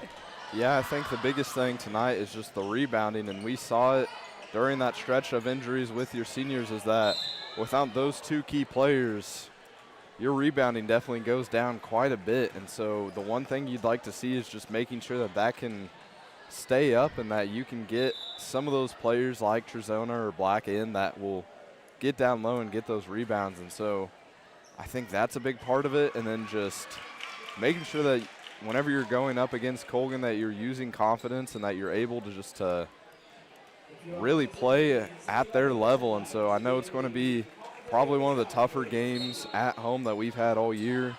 Just that Colgan team is a good one, and so looking at it, you got to make sure that you're ready to play, especially without some of your starters playing in that game. So, of course, hoping that we do see Boatman and Kester in the game against Colgan. But of course, wanting to be prepared for that to not be the case is pretty important.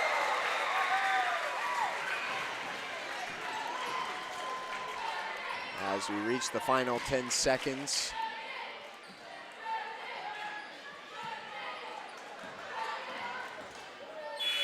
Brooks tries for the buzzer beater too. No good, and that will be it for the girls game. 61-41 was the score. Final is a victory for Girard. As we take this into the post-game show brought to you by Eastside Cafe. Experience the best breakfast in town 6 days a week at 120 South Ozark Street in Girard. Eastside Cafe, a proud supporter of Trojan Athletics. And Caleb, as we get into this post-game show, do you have a player of the game to be named tonight? I think, looking over it, it's either going to be Marley Sisney or Kennedy Keller. I had talked earlier about how those two are really great about stepping up whenever this team needs them. And they were two of the three highest scorers. Marley had 14, Kennedy with 12. Erica had 12 there in that first quarter. And then the other scorer that really made an impact in this game was Carson Orand. And so I think for me tonight, just going based off of points and then the defensive effort, I'd probably go with Marley Sisney. But then definitely a shout out to Kennedy Keller with her scoring ability, and then just her ability to get those steals. Yeah, big time plays from some big time players. Boatman with a boat of points there in the first quarter. I mean, 12 points, only being able to play through basically that. Was it just the Not first even quarter? a full quarter. Yeah, I was about to say. Very impressive performance by her, and just kind of showcasing what a big part of this team she is, with over a fifth of the points tonight. So very, very good performance by her. But of course, Marley and Kennedy also stepping up into their respective positions.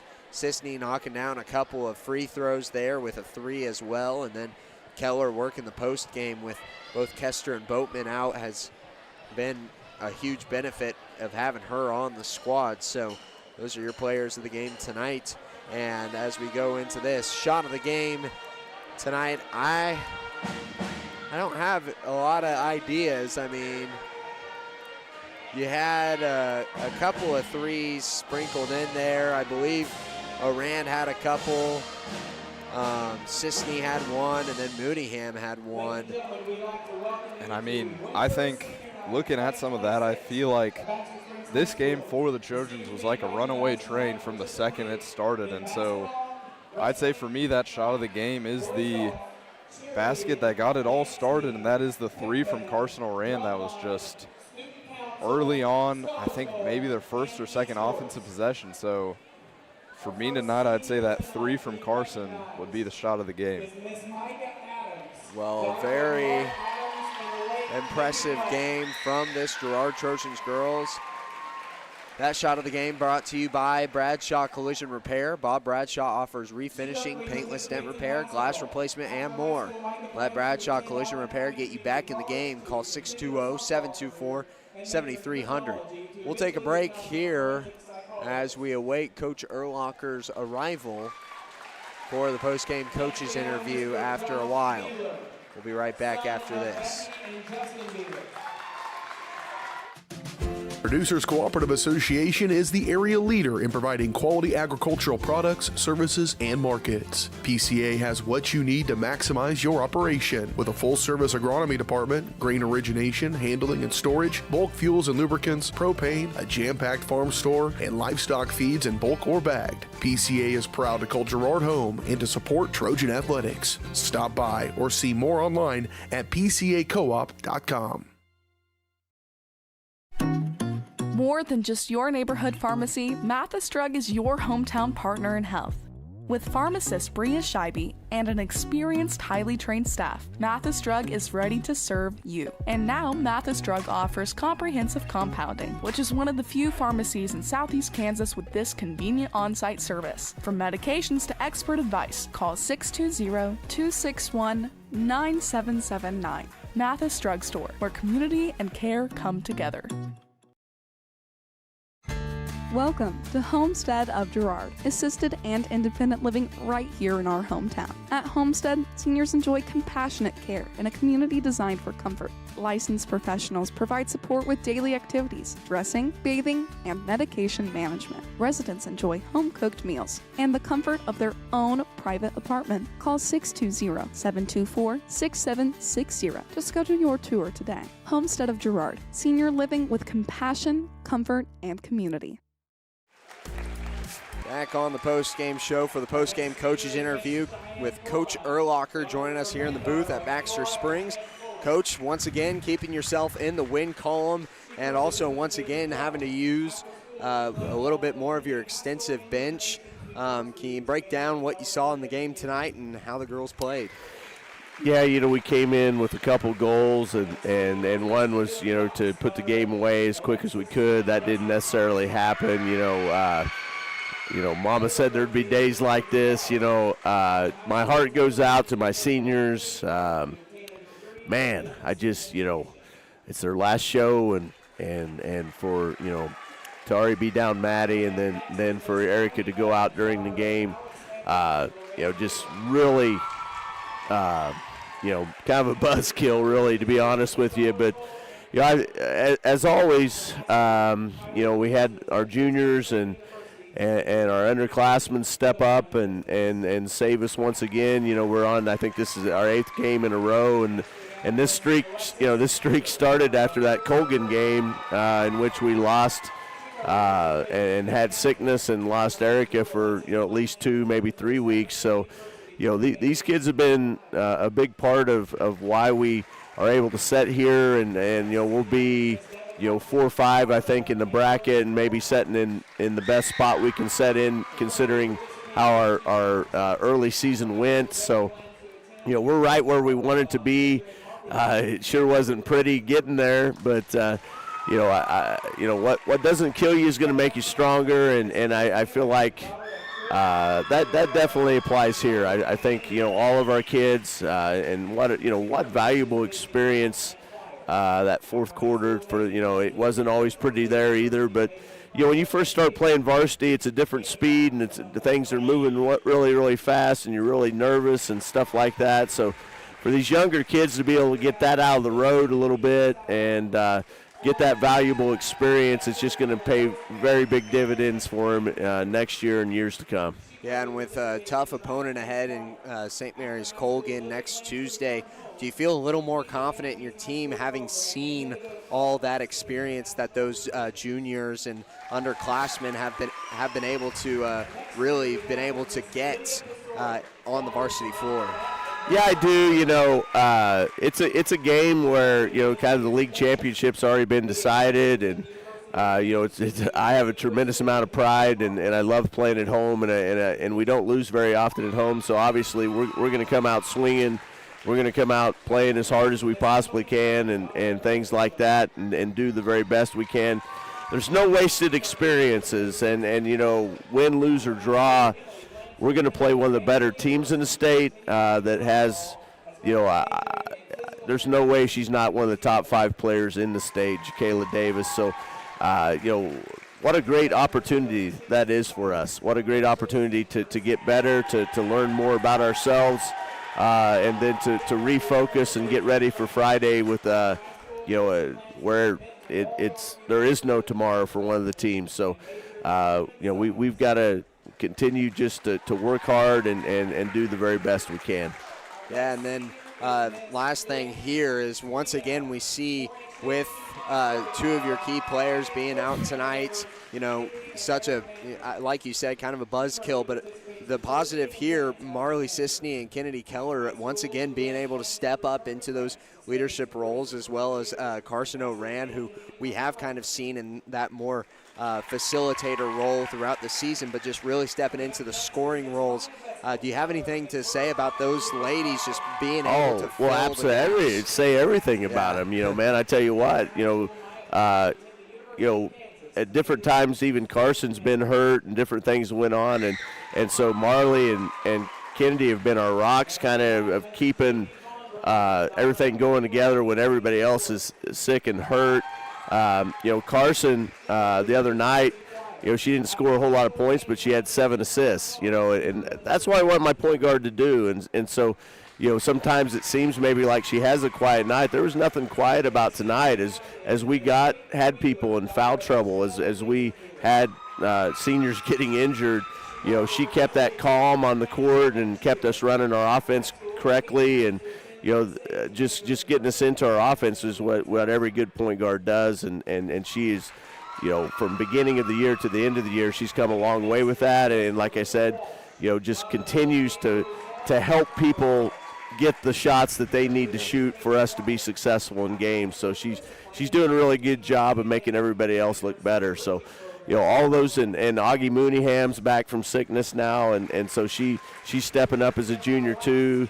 And so, they're all those girls are in the absence of our seniors, and I hope we're not absent from them very long, but in the absence of those seniors, they have really stepped up this year, and I couldn't be more proud of them. Well, once again, Coach, hoping for the recovery of those seniors as well as the health for the rest of your team and yourself as well, with illness going around, like you said. And we look forward to that Tuesday game against Colgan, and then praying for a good run out of you guys in the postseason as well. So looking forward to that. Yeah, we're super excited about it. We're excited to, with everything that's happened to us this year, where I think we're on where we want to be in the bracket. But then you just got to go win, and it becomes a different animal when one team's going to continue to get to play and one team goes home. So it's a desperation. It's a thing that all the struggles and all the problems that we've had this year kind of pay off in those situations, because we've already been in tough spots and things, and chips seem down, and I think I've got a team that'll fight. Yeah, well, thanks again, Coach, for joining us here on the post-game show, and we wish you good luck going forward. All right, thank you. Yeah, thank you. That was Coach Urlacher of the girls Trojans team for the post-game coach interview, brought to you by Community National Bank and Trust. Serving the area for 30 years, stop in soon to pick up your very own Girard Trojan Instant Issue Mascot Debit Card. Community National Bank and Trust is a proud supporter of Girard Schools. Learn more online at mybankcnb.com. We'll take a break. We'll be right back for the pregame show of the boys game after this.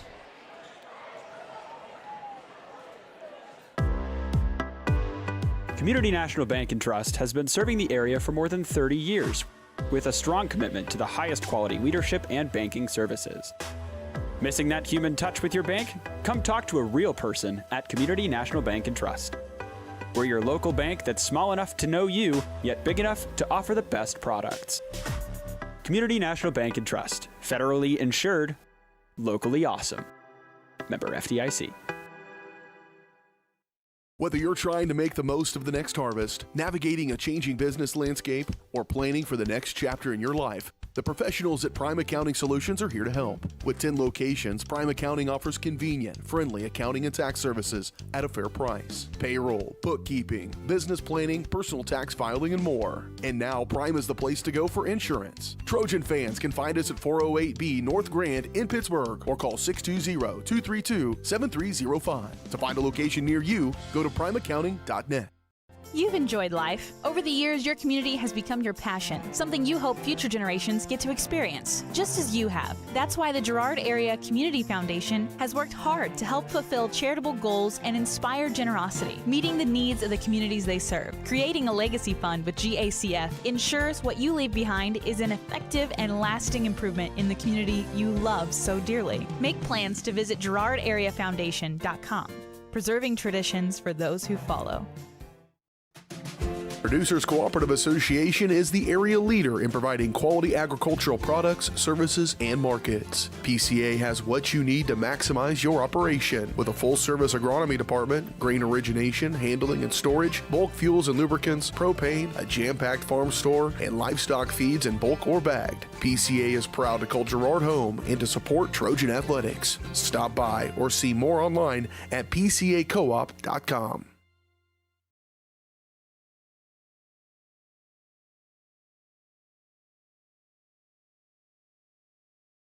Today we're going to do an experiment to see just how fast Crocan's multi-gig internet is. In your email, you'll find 2 links. When I say go, click on the first link to download the 500 gigabyte test file. Go!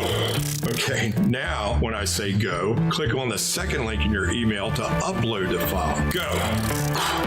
I guess it really does eclipse all other internet. Release the Crocan. Monstrous multi-gig speeds for a low, no-nonsense Every day, people are discovering that bigger isn't better, better is better. Big box stores continue to disappoint. You have spoken, and we have been listening. You want a great selection with dependable service at a competitive price. We understand, and that's what we bring to you every day. We know that we have to work hard to earn your business, and we will. Bigger isn't better, better is better at Heidrich's, Fort Scott, and Girard.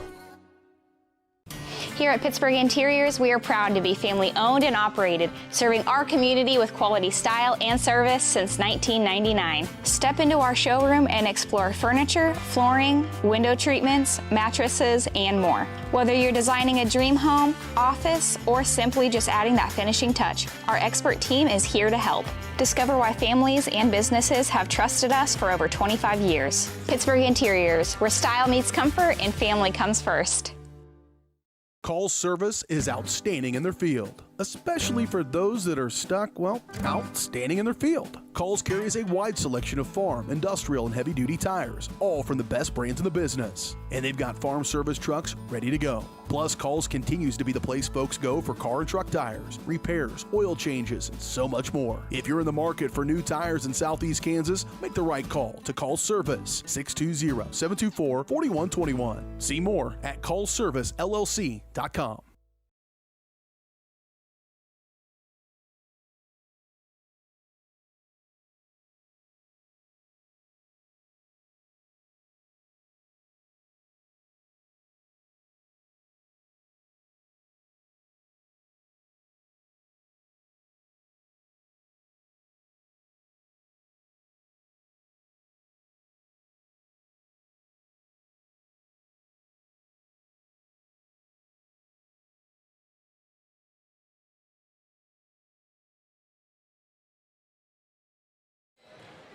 And we're back for the pregame show presented by Community National Bank.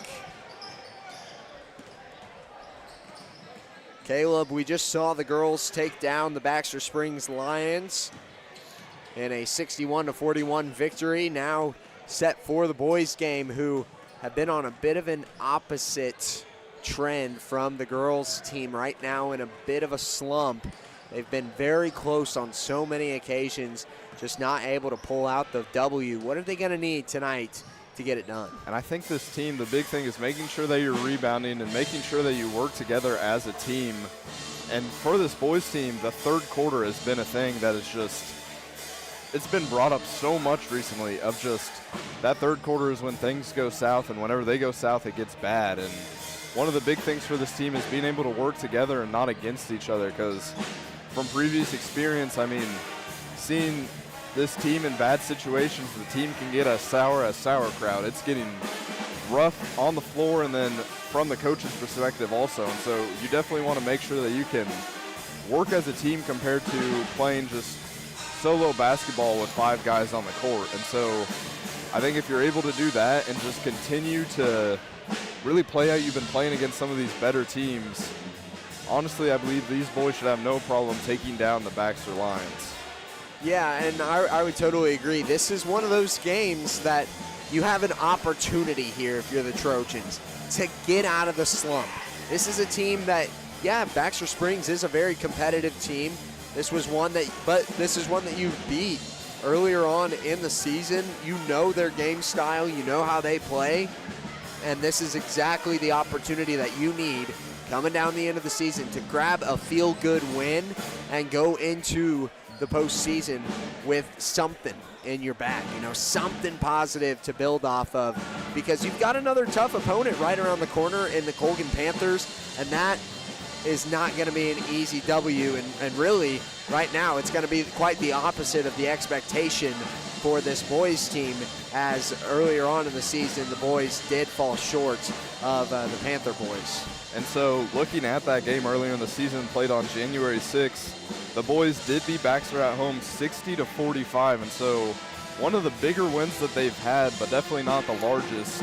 And so I think the big thing tonight is being able to replicate that, or just really get back to that kind of speed of basketball where if you can beat a team by more than 10, that's going to how you can really beat this team. Looking at about the last 2-3 weeks, this team, since that Fort Scott game got postponed, is now 3-5, and so definitely a rough stretch of basketball after a bigger rough stretch of basketball after that Burlington tournament and through that Burlington tournament. And so just since break, it's kind of been sadly a downhill slope for this boys team. And so the last 3 games, all losses, 0-3 in their last, one game at home and then a couple away games. But all those games, looking at it now, playing against a tough Riverton team, yes, you lost by 15, but these last 2 games, they've come down to 4 points. And then at least last night while we were in Fort Scott, this boys team was within 1 point of bringing it back in the fourth quarter, and then it just fell apart, and that's whenever Fort Scott was able to get the win. And so, like we were saying, this team is capable of getting these wins, and they've been right there so many times. I think the big thing tonight is if you're able to stay up, and even if you do get in that situation, make sure that you're the team that comes out with a win in the end. And then just got to keep that same mentality of going into Colgan's game on Tuesday of just, you don't have to be winning the entire game. You just have to be up whenever that final buzzer sounds. Yeah, and one thing that I'm sure Coach Westcott is emphasizing tonight is that third quarter performance.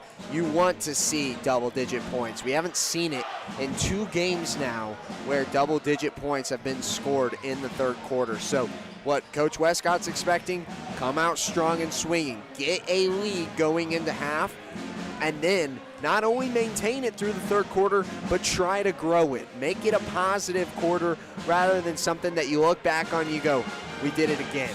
You know, you don't want that to happen tonight, and that's been the kryptonite for this team. And I would say, Caleb, just speaking from me being kind of a vague analyst, if you can perform in the third quarter, there's no reason Girard loses tonight. I don't see a way that they do.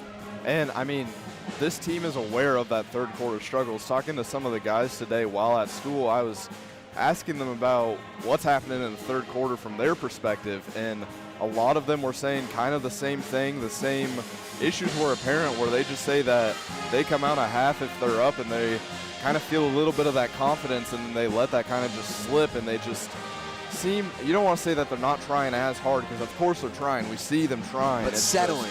They kind of settle and kind of get a little too comfortable. And so that's what they said that Coach Westcott was going to make sure was a big point of this game is never feel comfortable. Even if you're up by maybe 20 or 30, he wants to get these guys in the state where anything can happen at any time. And so got to make sure that you can stay in that third quarter and be competitive throughout this entire game and not just in 3 quarters. Yeah, I don't think there is a lead number that if you came out of halftime with, Coach Westcott still isn't telling these guys go out there and score another 20 points. You know, he's wanting to see that performance so that he knows not only just in this game, but going forward against a tough team like Colgan, and then of course the postseason where every team you face, it's going to be do or die. Like Coach Urlacher said in the interview, this applies to the boys' side as well. It's desperation time, but all these teams are very much in desperation mode. They're ready to get the job done just so that they can live to fight on another game and extend their season. So it's going to be that kind of mentality for all these other teams. They're going to be wanting to pick up 1 extra win, 2 extra wins, and get that extensive season to go. So it doesn't matter what the record of the team you're playing is. It's going to be a tough matchup going forward from here on out for the Trojans. So you better get everything into tip-top shape here. And that was Coach Westcott's thoughts last night as well, is just saying, you know, we're going to try. We don't have any real practices to get it done other than Monday night. But outside of that, we're going to try to get whatever refined that we can and get the job done at the end of the day. So with that being said, any final thoughts here, Caleb? The one last thing is that this is going to be a big game for the Trojan boys. And so looking at the record, they are 10-10 right now, an even split on the year. And so going into the sub-state tournament, I believe, looking at it earlier today, that this boys team is, I believe, 4th or 5th in our bracket for the sub-state play. And looking at it now, after yesterday, have now fallen down to 6th. And so maybe not the most competitive bracket that you have a split record and you're 6th in the bracket, but still something to look out for, that if this team can get a win tonight, and then you hate to say that you don't want to prepare for a loss, but I mean, it's going to be a tough game on Tuesday against the Panthers. And so if you get a loss tonight and a loss then, that's whenever you start to get down on the season. And so best case scenario is that you end the season 12-10 going into that postseason play, but then definitely one of the more realistic views is that you can end the season 11-11 and still be one of those more competitive teams going into that sub-state bracket. And last year is whenever this team shocked everyone, fans, opponents. It seemed like everyone was just, how did the Trojans make that state game? And it was because they made such a deep run in sub-state against some of those better teams. So like we're saying, once you get to the postseason, records don't matter and anything can happen at any time. Well, and like you were saying there, it's been a tough season for this team, and that mentally being down on the season, ending the season 10-12 as opposed to 11-11, it sounds and it feels so much worse, I think, to these players, just to be like, man, we couldn't come out on top or at least even with the teams that we played. So for them and their sake, I know they want to end at least on an even season, and that's counting them down as a loss against Colgan too and a win tonight. So they could easily bump that up to 12-10 if they take down both wins, but you really want to get this one so that you're guaranteed an even season in the regular play. So with that being said, we'll go ahead and step aside for the national anthem. We'll be right back after this.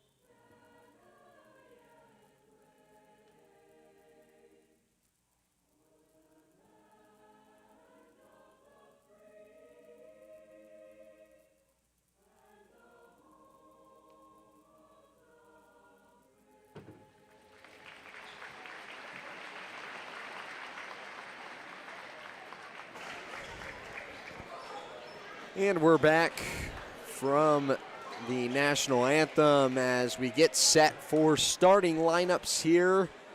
And it looks like the typical 5 here for Girard. And then we will get to Baxter here in a moment. Caleb, why don't you give us Girard's starters tonight? Like you were saying, our same 5 as usual, and that will start off with number 1, a 5'11 junior, Perrin Stevens, followed by number 2, a 5'8 freshman, Briggs Buckingham, number 4, a 6'2 junior, Jackson Smith, number 12, a 6'2 junior, Ben Colin, and 35, a 5'11 junior, Blake Brokaw. On the other side, starting with number 3, the 6-foot junior guard, Caleb Grant. Number 5, the 5'9 junior guard, Logan Abbott. Number 12, the 5'10 sophomore guard, Cole Parrish.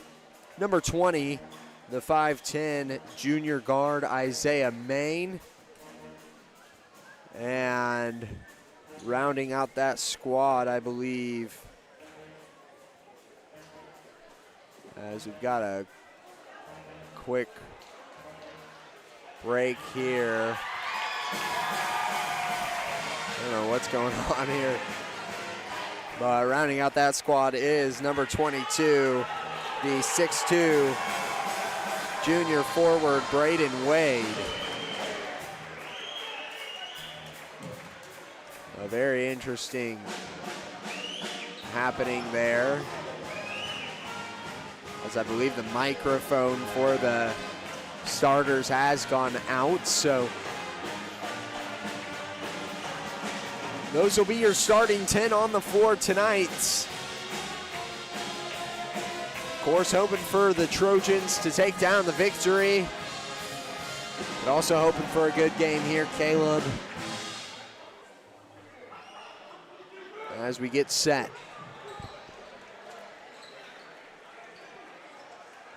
Looks like tip-off will be the same as normal, with Colin jumping for the Trojans. As well as Wade for the Lions. Colin did get an early jump there. Bit of a false start. Trigger happy from Ben Cullen. And he did jump early there too. Come but on, Ben. I don't think he wanted to get called on it again, so. Baxter Springs starts off with the rock here as Parrish works it into Maine and knocked out of bounds by Stevens.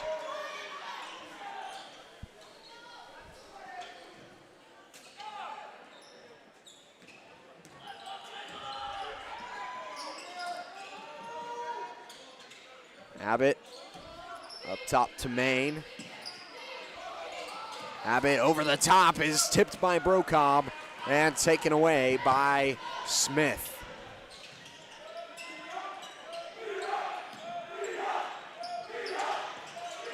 And Brocob draws a foul on the floor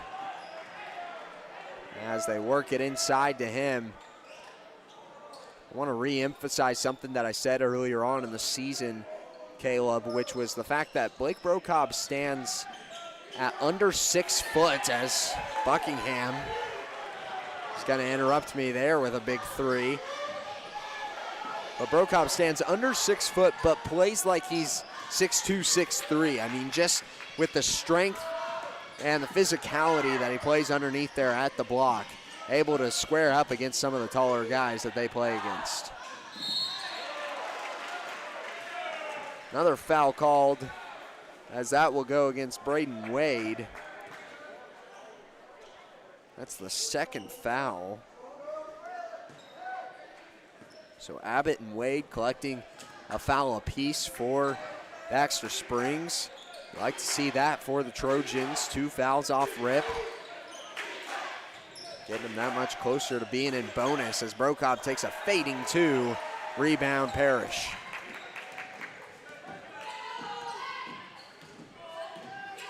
Abbott takes it down the floor. Kicks it to Grant.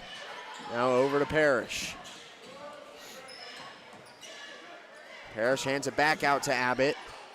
Jumps to the side, rattles off the rim and out. Rebound Cullen. Chucks it down deep to Brocob. Back out to Buckingham.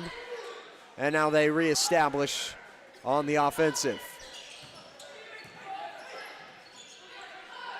Brocob looking for an inside pass. Delivers to Stevens on the perimeter. Smith now finds himself on the far side wing. Now Cullen looking to drive. Kicks back out. Stevens with 7 on the shot clock. They work it over. Brocob for the triple. Yes! That's good. So one of the things that we had seen earlier this week on Tuesday against, was it Tuesday? No. Yeah, it was against that Frontenac team that this boys team was so good about shooting threes early in the first quarter, and that's where they got their lead from. And so something to note is just that if they can get that again this game and they can continue to play with that style of offense, what's stopping them from beating really any team, just from how great they are at shooting from the range with really any of the guys on the squad that have the ability to. Jackson Smith takes to the board, off the glass and in. 8-0 run to start off the first quarter. Timeout called by the Lions, as we will keep it here for the moment. This break in the action is brought to you by Salon 214, now open at 107 North Ozark in Girard. Take a time out to pamper yourself with Vanessa and her team at Salon 214, and take a time out to check out Salon 214 on Facebook. Caleb, you talk about this team being unstoppable if they play the way that they did in the first quarter against Frontenac, and I totally agree. There is no team, I don't think, in the sub-state or state tournament that would be able to keep up with that shooting performance that they put up against Frontenac. So if they can find a way to channel that energy and just kind of carry that throughout an entire game when they need to do it, I mean, this team could be another shocking team coming down the line here at the end of the season. Abbott gets it at the foul stripe. Travel, whoa. It's like a foul. I think, let's see who that was on. I thought that one was going to come back as a travel. But it looks like some physicality first from Perrin Stevens. Perrin had maybe his arm around him, and that's what got the foul called at least. 3 ball bounces out as Grant kicks out to Abbott. Abbott at the point, deep range. This one's tipped. Off the pass from Parrish, now back over to Abbott. Abbott looking for a driving lane, will lose the ball and lose his feet as well. Looked like he slipped there at the end. Took a hard fall on his back. Yeah. Looks like that foul will be called on Ben Colin.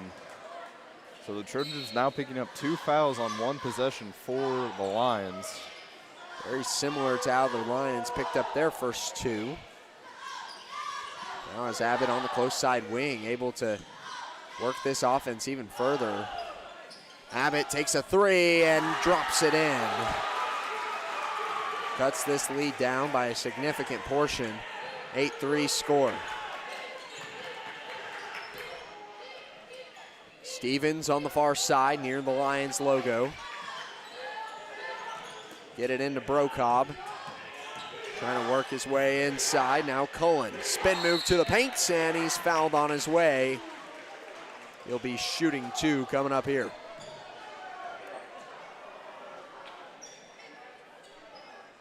Foul goes against Logan Abbott. That's his 2nd here in the first. And now it looks like a substitution getting ready to check in for him and Riley Daniel. As well as Briar Schultz sitting at the scores table. We'll see who he checks in for. Lately it has been Ben Cullen that Schultz has been subbing in for. Looks like this game, right now, he'll come in for Blake Brocob. And so that's also a substitution that we've seen quite a bit, but normally we'll see Harrison Burke come in for Blake, of Blake being maybe one of the first starters to come off the court, get a little bit of fresh air, get re-energized, and then that's whenever Blake will come into the second. We've seen him really start off on the offensive side of things just incredibly after taking a seat there in the first. Burke does check into the scores table here, and a charge called against what will be 22, Braden Wade. That's his 2nd. And honestly, Caleb, I didn't see much there.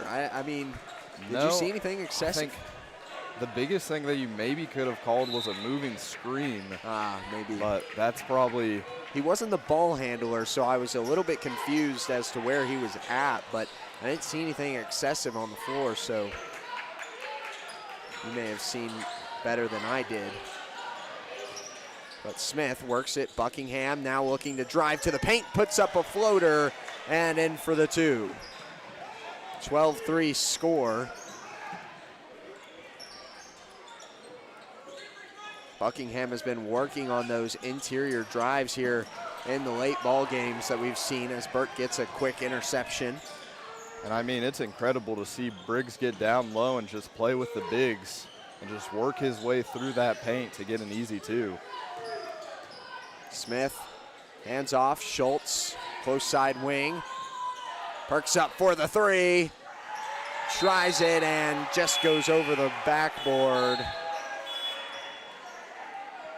No dice on that try. Looks like the secondary post player in Adrian Newton will now check in, and Ben Cullen will take a seat. And so definitely you got your bench guys in, but definitely the guys that can shoot are still on the court. Driving the paint was Isaiah Main. Gets his own board as they work it back out to Grant. Now Daniel looking to drive. And travel called. That's one of those tricky situations down there in the paint, Caleb, where when you take that jump stop, you gotta leave and go for the shot. You can't leave a foot after taking those gather steps or those, I guess, progression steps to the basket.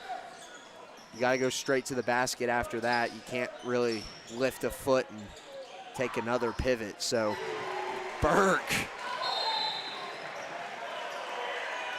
enough of the rules. Back to scoring.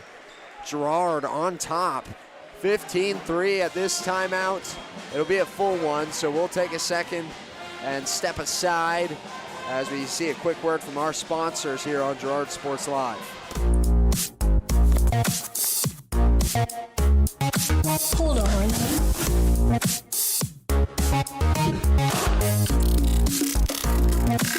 It's monstrous. With Crocan's multi-gig internet, you can experience monstrous speeds for every device in your home or business at the same time for a low, no-nonsense price. There are places where all roads lead to families providing for their loved ones and their community, where friends are found down every street. That's where you'll find us, taking time to get to know you, calling you by name, generation after generation. Farm Bureau Financial Services. It's your future. Let's protect it. Call Judd, Lori, Jenny, or Amber in Girard today. Siebert back. And we're back inside of 2 to go here in the first. 2 players with 2 fouls for the Lions have warranted 2 substitutions. Got a foul called on Adrian Newton, the new face on the floor, as he go, me? Sorry, that got me. He was, the face he made. I don't know if you've seen that meme floating around. That's what it reminded me of. He was just befuddled that that was called against him.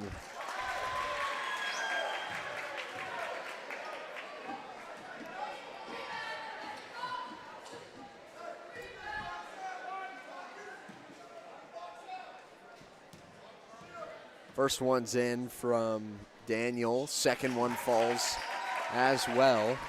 15-5. As Schultz, the punch straight into the interior and now kick it back out. Stevens. Over to Schultz. Back to Stevens in the corner as they keep it on the outside.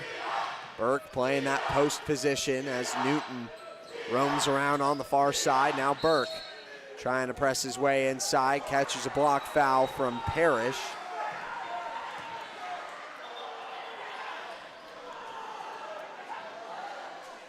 That will be free throws for Harrison with the Lions being in the bonus. That's Parrish's first, and only the 3rd player to collect a foul here as Burke is clean through 1 free throw. Got a pretty good showing out of the student section here in Baxter Springs. Making a little bit of noise here to our left. We'll give a little credit to the Girard student section. See about 7 of them over there, yeah. So definitely a little bit of a showing for the away team. Parrish looking to drive the paint, kicks out, Grant for the triple, and he drops it in.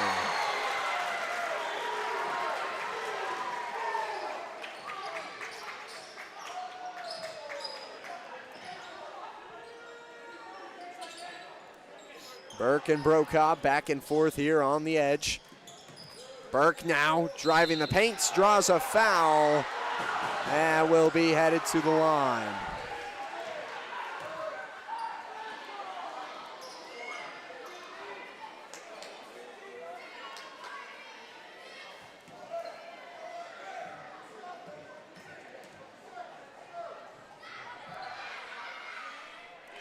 First one's in from Burke. Clean from the line from Harrison, going 3 for 3 so far. See if you just jinxed him, Caleb. Oh. And you didn't. Maybe I reverse jinxed it by bringing it up. Yeah. 19-8. You've called me on a few of them, so I had to give it back. As soon as I said it, I thought about it. Grant drives the paint, and Burke gets called for a block foul this time. He was looking for the charge. That's something that we talk about, yeah. Harrison's always looking for a charge when he can get one. been one of those hyper-aware players to just be able to get down into the paint and set his feet at the right time, find himself in the right place at the right time. And I mean, Harrison's style of defense has definitely influenced a lot of these guys on the team, kind of like how John Locke influenced America's government. Just, he really like set the building blocks that has now led a lot of these other guys that have wanted to get charges and a lot of other, that type of defense instead of just playing same old defense that you see from a lot of these teams. They're gonna correct that foul as they initially dished it to Briar Schultz. And then I think Burke spoke up and said, hey, no, that was me. Get that off my teammate. So quick turnaround after the 2 missed free throws. Cole Parrish makes up for him on a quick trigger for 2. 26 and counting here as Newton keeps it on this side of the floor. Quick pass across to the corner to Brokaw. Newton dishes it inside. Burke, his shot won't go. This one's tipped around and Burke collects it. 12 seconds. 7 and counting. Stevens looking to drive the base. Schultz kicks to Brokaw for the 3 at the buzzer.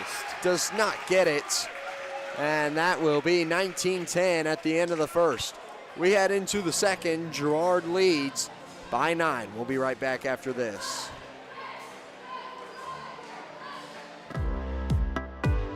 Community National Bank and Trust has been serving the area for more than 30 years with a strong commitment to the highest quality leadership and banking services. Missing that human touch with your bank? Come talk to a real person at Community National Bank and Trust. We're your local bank that's small enough to know you, yet big enough to offer the best products. Community National Bank and Trust, federally insured, locally awesome. Member FDIC. From the phone call to the service call, Roto-Rooter is there with fast and reliable sewer and drain service. From repair and replacement to septic and grease trap pumping, Roto-Rooter is here for you. With video inspections, Roto-Rooter can identify the exact issue to get the repair done quickly and correctly. Complete sewer line repairs or replacements, Roto-Rooter has you covered. Serving Crawford, Bourbon, and Cherokee counties, Roto-Rooter, 620-231-5630. And we're back. 19-10 is the score. Both teams kind of finding their groove at the end of the first there. As Cullen, along with the rest of the starters on the floor for Girard. Brokaw pulls up, mid-range 2, rebound Parrish.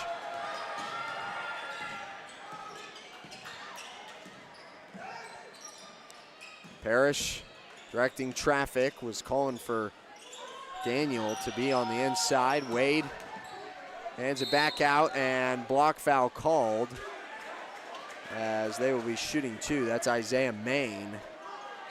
Looks like that foul will go against Buckingham. That'll be his first. So far tonight, all the Trojans with just 1 foul. But, I mean, for Buckingham, that's not something that you see too often of him even getting a foul in a game. And as of recently, that's kind of been flipped the other way, where I think yesterday he was one of the leading Trojans in the foul column. And so I think the big thing is just making sure that you can continue to play clean defense, not only for Buckingham, but as a whole team. Well, and I think for him, it's stepping into that more physical role. Even though at his size, he's just trying to learn to get into the interior a little more often. He'll be a little bit stronger with the ball, as well as stronger with his hands defensively. So that's part of it. And I mean, for Buckingham, he has to make up the size somewhere, and that's where he's able to make it up of just being physical and really, I mean, he's still playing down in the paint and getting buckets, and so that's just something impressive just to see from him, still being able to play down low. Big 3 from Jackson Smith. And like you said, Buckingham working into the paint, kicks out to Smith. That's a relay that you don't see a lot and works out perfectly for the Trojans as Abbott tries for the reverse rebound Cullen. I mean, with those two of both Jackson and Briggs, you would think that would be different, of Jackson being down low and kicking it out to Briggs for 3, but both players able to play both roles. Cullen's pass to Stevens A little too quick for his taste. Zooms right through his hands. So now Abbott down the floor. We go back and forth here. Back out to Maine. Almost gets it poked out by Buckingham. Now Wade trying to work it inside. This one's tapped by Cullen, but picked up by Maine. Just 8 seconds on the shot clock. Main shot rattles off the rim. No dice. Brokob now punching his way through and gets the 2. And 1. Very dramatic call there from the official. Very delayed.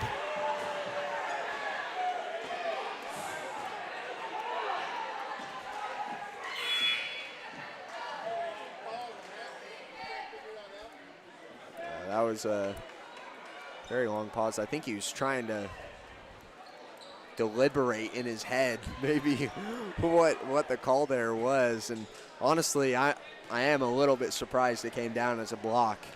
And I had thought that Blake had honestly gone kind of past him. Yeah, I thought it was really a no call, if anything.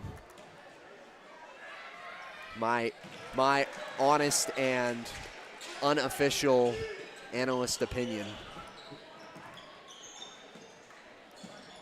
Grant hands off to Abbott.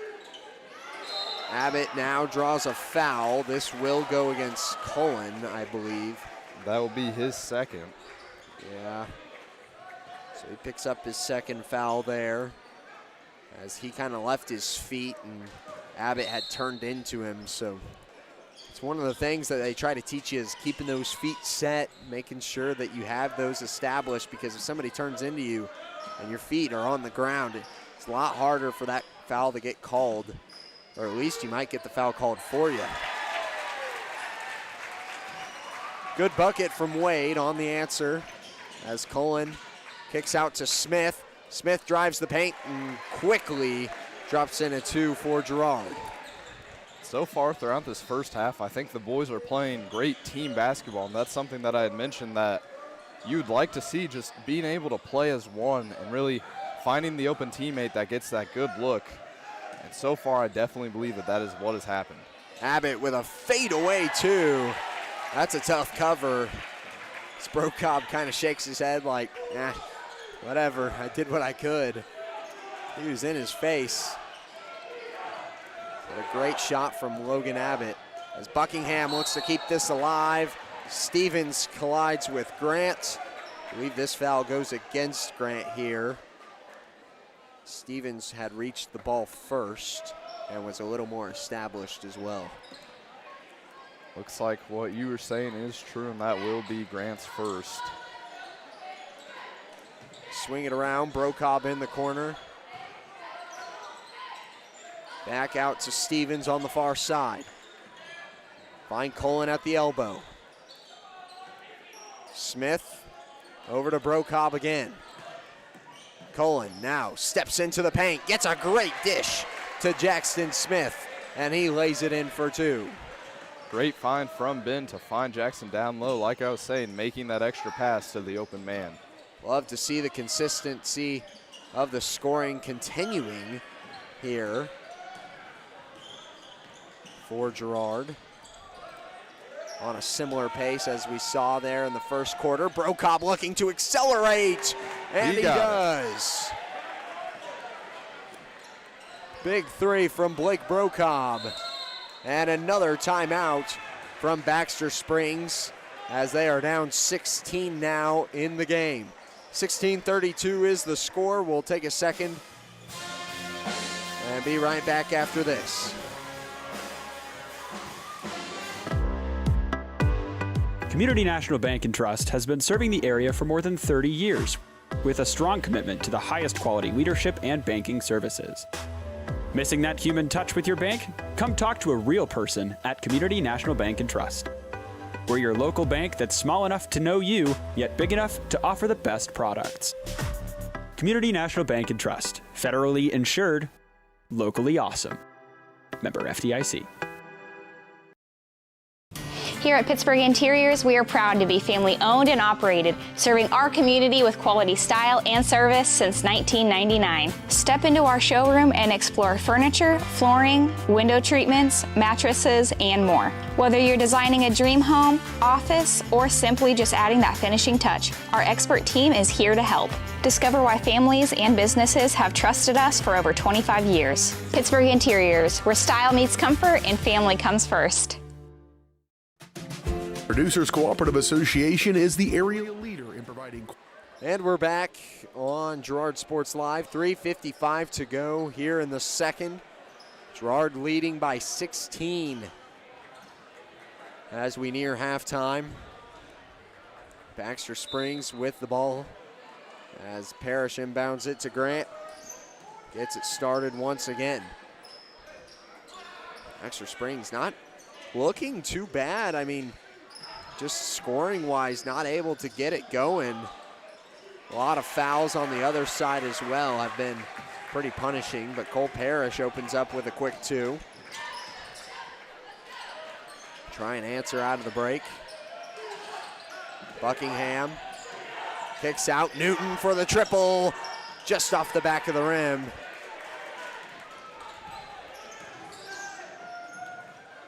Well, Logan Abbott keep it on the perimeter with Grant. Now over to Maine. Back to zone defense here for Girard, so switching it up from what we had seen earlier in this game, as that one was last touched by Wade as it went out of bounds, which will turn it back over to Girard. Crucial.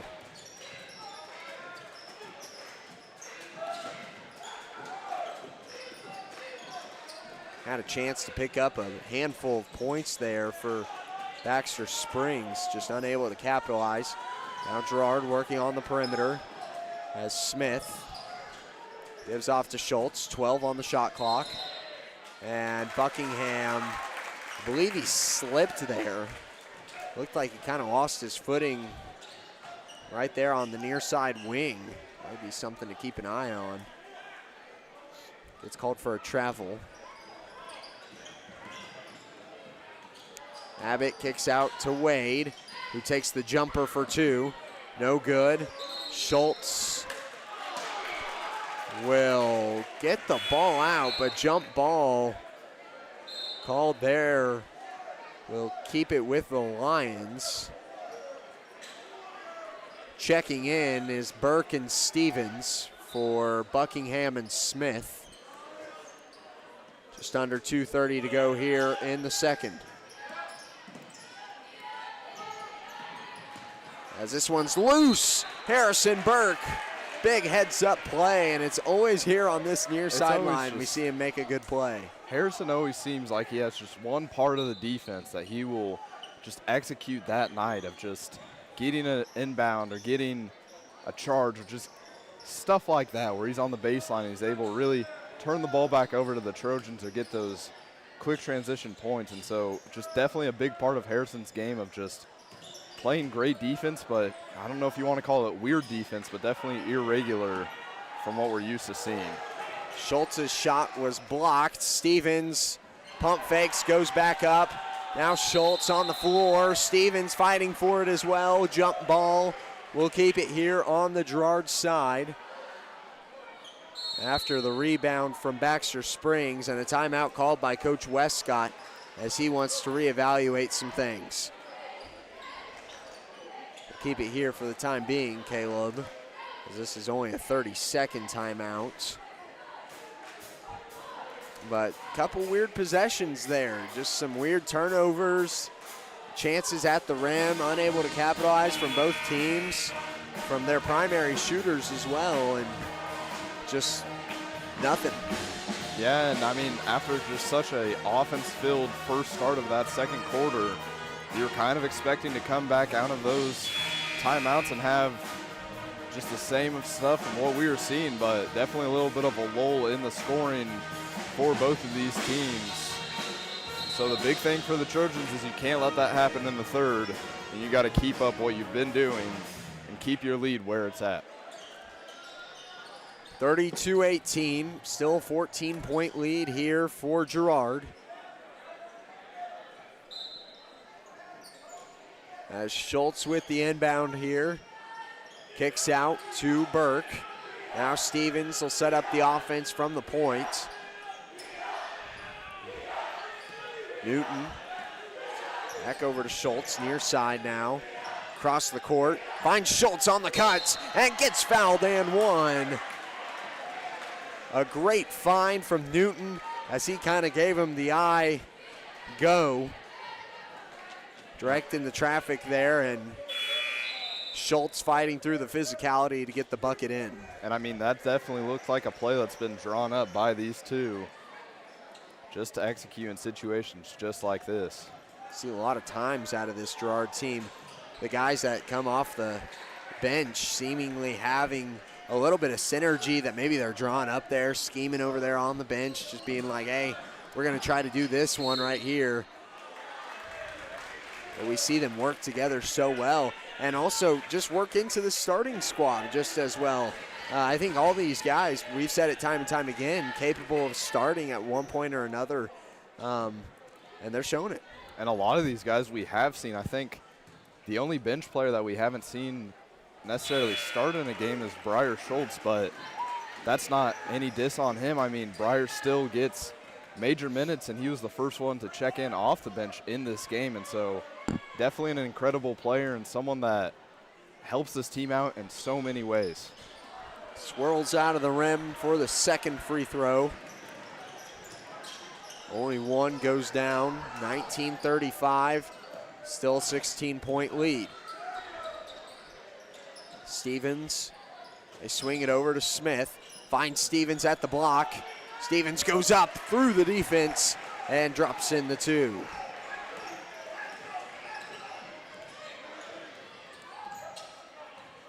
Abbott and Grant working the outside. Hand off to Wade as he will look to pull up from the foul stripe. This one poked out by Burke. It's picked up by Stevens. Down court, Chuck, and Burke's lay-in won't go. One he certainly wishes he would have had back as Caleb Grant takes to the rim. Now it looks like the shot clock will be turned off. Just 20 seconds left here in the first half. Such an uncharacteristic miss from Burke as well, as we've talked about a Mr. Fundamentals. That one looked fundamental too, just kind of rattled off the rim. Couldn't find the bottom of it. And now a foul called at the top of the key against Perrin Stevens, or drawn by Perrin Stevens, as Briggs Buckingham will check in for Harrison Burke. On the inbound is Stevens. Gets it in, Brocob, long range three, almost banks it off the glass, and that will be it at the buzzer. 37-21 is the score. We'll step aside and be right back with the halftime stats and analysis after this. Since 1918, GN Bank has been the heart of our community. Big enough to meet all your banking needs, but small enough to offer that personal touch you deserve. From agricultural loans to home mortgages, GN Bank has the expertise, products, and service to help you thrive. With a pledge to treat others ethically, be adaptable, focus on customers, and invest in the communities they serve, GN Bank is committed to your success. The best place to bank and borrow, GN Bank, where community banking truly comes first. Equal housing lender, member FD. You've heard go big or go home. At Big Iron Auctions, you can go big from home. With thousands of pieces of equipment, active auctions, bidding at your convenience, and an easy-to-use site, BigIronAuctions.com can help you grow big. Call Tyler Jackman at 620-404-8115 to see how Big Iron Auctions can help grow your operation. Bid now, list now at BigIronAuctions.com. Welcome to Homestead of Girard, assisted and independent living right here in our hometown. At Homestead, seniors enjoy compassionate care in a community designed for comfort. Licensed professionals provide support with daily activities, dressing, bathing, and medication management. Residents enjoy home-cooked meals and the comfort of their own private apartment. Call 620-724-6760 to schedule your tour today. Homestead of Girard, senior living with compassion, comfort, and community.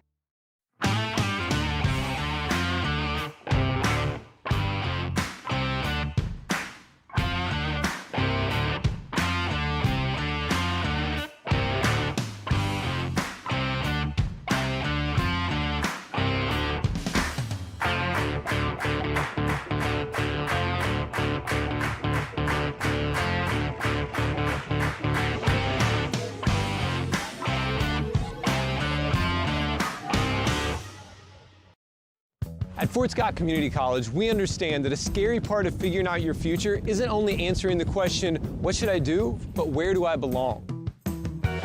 Maybe you belong here, preparing for a career in healthcare as part of Fort Scott Community College's nursing program. Or maybe you belong on stage as part of the Hounds band or theater department.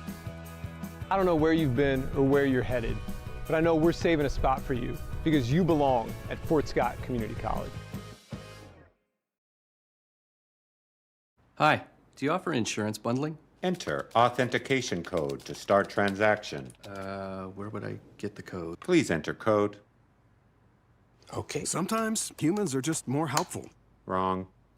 Let's talk about bundling and see if there are other ways for you to save with a super check. That sounds great.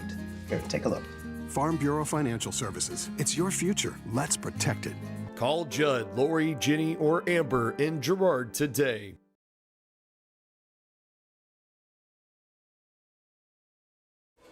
And we're back on the halftime show presented by GN Bank as the Trojans lead by 16 here at halftime.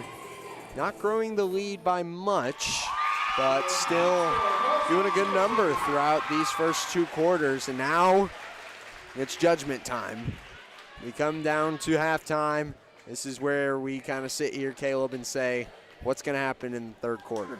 Yeah, and third quarter kind of seems to be the thing that we dread as commentators for this team. But for the first two quarters, I mean, it was incredible basketball from the Trojans. 37 points, I mean, a well-spread, chart from these guys, and then just how well they've been playing together and not just playing as one person has all 37 points. Looking at the scoring chart, I mean, I believe our leading scorer tonight so far is Jackson Smith with 9, but some of the other guys behind him, I guess Blake Brokop also has 9. Harrison Burke has 7, just Briggs has 5, Breyer with 3, Perrin with 2. All these guys that have really been known as scorers that are doing an incredible job of continuing that in the first and the second. And so now it is the third. And the big thing that you want to look for is, can these guys continue to score? And so we've seen already in this game that these 6 guys can score. Why is there any reason that they can't in this third? With that, I think the boys will be able to continue this up. And then I know we talked about it before that they had talked with Coach, just getting that change in the game plan to make this third quarter more impactful. Yeah, and I think the difference between this contest and the Frontenac game, there seems to be some technical difficulties here for the dance team of Baxter Springs.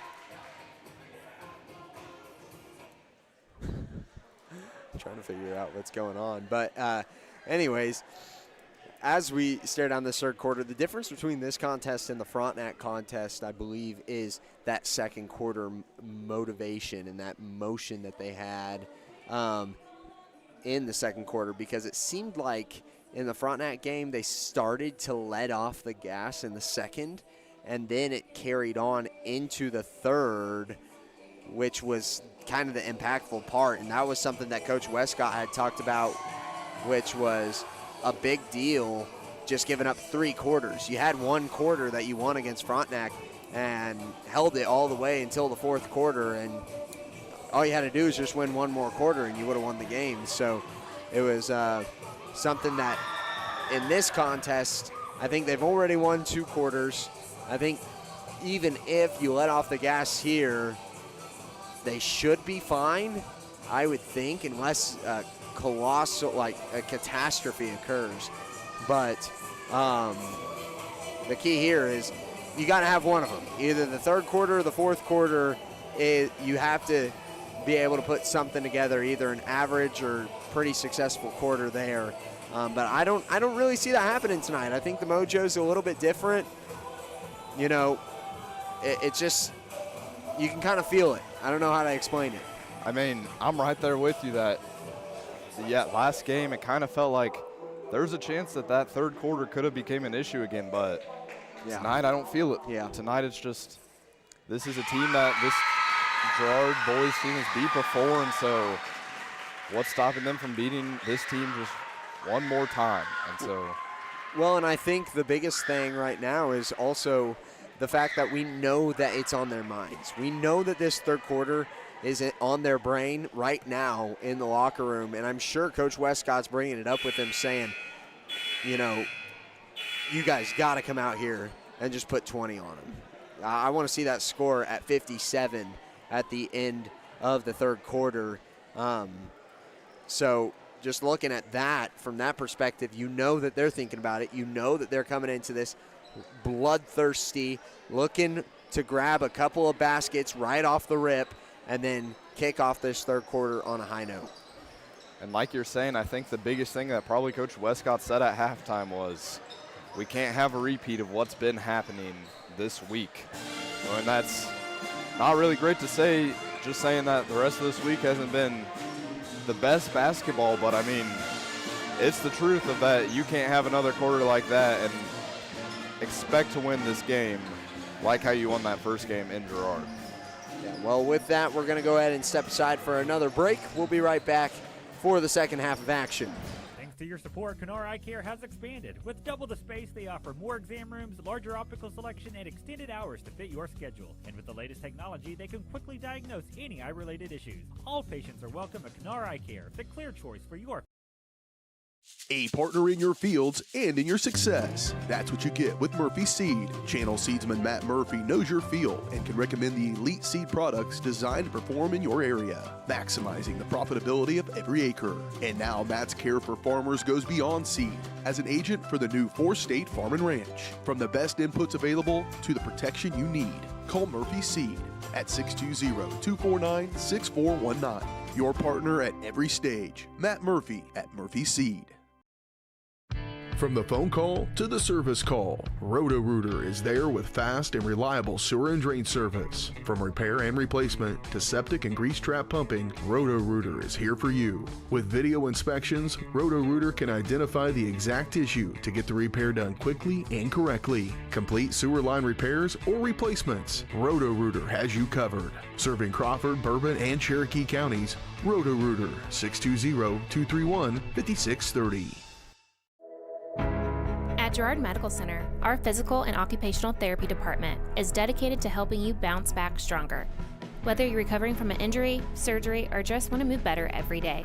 From student athletes to seniors, we provide personalized care and expert support right here at home. To learn more about our therapy department and our other services, visit GirardMedicalCenter.com, a proud supporter of the Girard Trojans and your hometown team for health and healing. Rooted in rural, focused on you.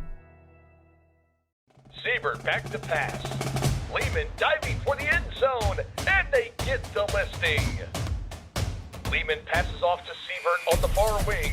Siebert the lob, and Lehman with the alley-oop dunk to close the deal. Lehman a hard hit ball to left field. Siebert is at the wall, and they close another one. Lehman Realty with another big-time win. Lehman Realty, proud to support the Girard Trojans. And we're back. Third quarter of action underway. 16-point lead as the Lions look to cut into it here. 3-ball does not go. Rebound Smith. Down the floor with Cullen off of the foot of Braden Wade and out of bounds. So good defensive possession. Now you just got to get the offense going. If they can continue that, this quarter should be the Trojans just like the first two. Got the quick turnaround, not turnover though, as Brocobb directing traffic, swing it out to Stevens. Loose ball, picked back up. Cullen over to Buckingham. Brocobb to Stevens, 9 seconds on the shot clock. As Cullen looks to crash the boards, puts up a 2, won't go. It's knocked out of bounds by the Lions, and we'll stay here with Girard. Now you've got a couple of fortunate breaks. Time to capitalize. And I mean, just like that, you have the ball again, and so you need to make sure that if you have that extra possession, this is your chance to score and not let this third quarter be a drought like it has been.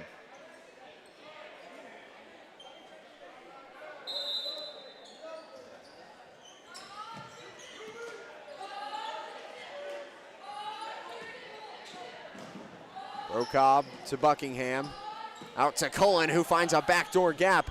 Swings it out to Smith, who gets fouled and will be headed to the line. And I got to say, Caleb, one of the things that I'm looking for here early is a bucket from the floor. Just got to see it. And I mean, that's what we saw. I think that first bucket from the floor yesterday did not come until about 2 minutes left in the third. And so if you're able just to get one to fall, and that's what we saw, is that if one falls, that's when the rest of them follow. It's when things start to kick back into gear, or at least you can get that motor started again here too. So Smith, they count that good? Okay, whistle blew, so I didn't know if they called a lane violation or anything, but they counted that free throw good from Smith. That was the third foul against Abbott as well, so that puts 2 players at 3 fouls for the Lions. Grant, who has the ball, was one of them. Maine looking for a lane to drive. Hands off Grant. This one poked out by Cullen, but he picks it back up off the back iron. Won't go, and Smith grabs it out of the air. Stevens finds Smith at the point, over to Brocobb. Back to Cullen, looking for that backdoor cut to Smith. Brocobb swings it to Buckingham. Cullen fakes the handoff. Now backing down his defender and draws a foul. That is physical basketball for Ben in the paint, just moving his defender where he wants him, getting closer to the rim, and I thought Ben was going to get up and just make it easy too.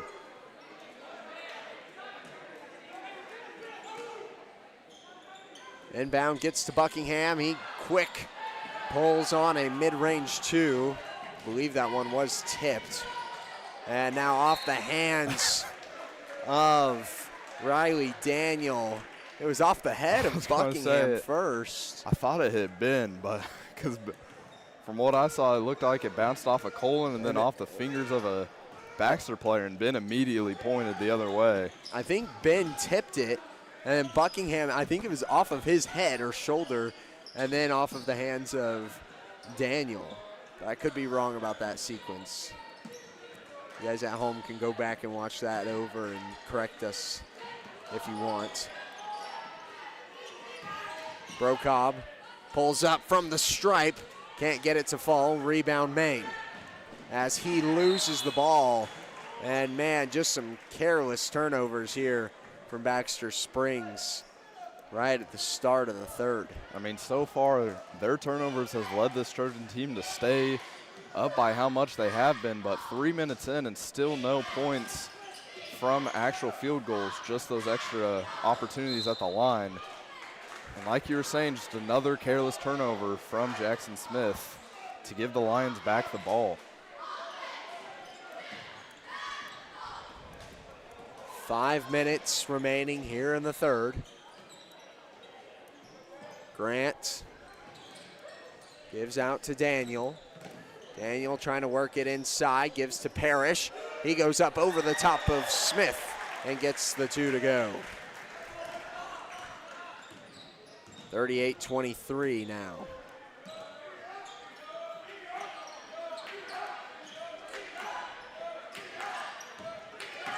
Smith trying to work it inside to Buckingham, and a foul called. This time against Caleb Grant. That'll be his third. He picked up his second right at half. And now picking up his third here. It's 4:35. So with that, I mean, multiple Baxter players that could be identified as being in foul trouble. Multiple starters. Smith tries for a two, doesn't get it to go. Rebound into the hands of Parrish. It's now Abbott. Tries to work his way down the floor and gets called for a travel.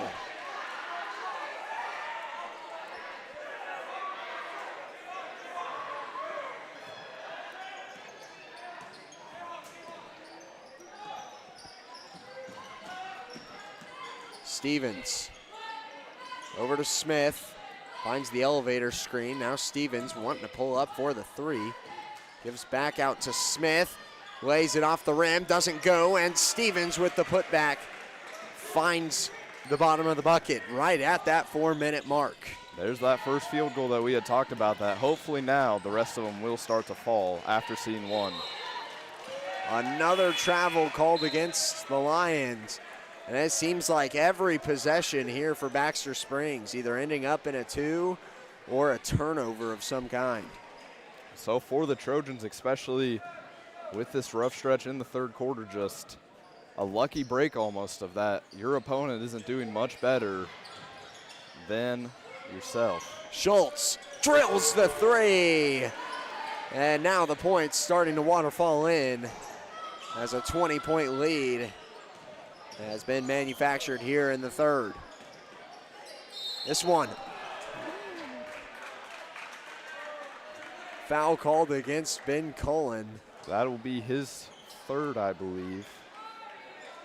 And that it is. I thought. So with that third foul, looks like Adrian Newton is at the scores table. And I believe he will check in for Ben Cullen. So now you've got your three bench players in the game. And so big to see what impact they can make. Brocobb and Smith standing by as one of the free throws goes down. 24-43. Stevens relays it. Now around to Schultz. Back to Stevens on the opposite side. Trying to find Schultz on the inside cut. Abbott working against three defenders. Kicks out. Parrish for the three. Lands in the lap of Buckingham for the rebound. Now he'll pull up from the wing. Close, but no cigar. Rebound Abbott. Lions now working the offense as this one's tipped out by Stevens. Schultz was on the chase.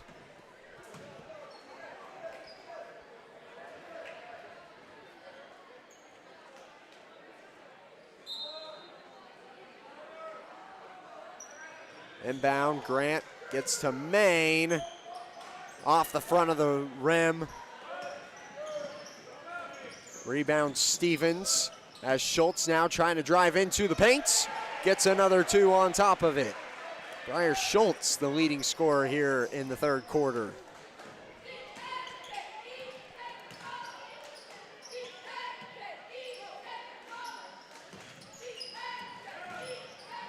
Daniel gets into the paint but can't get the rim.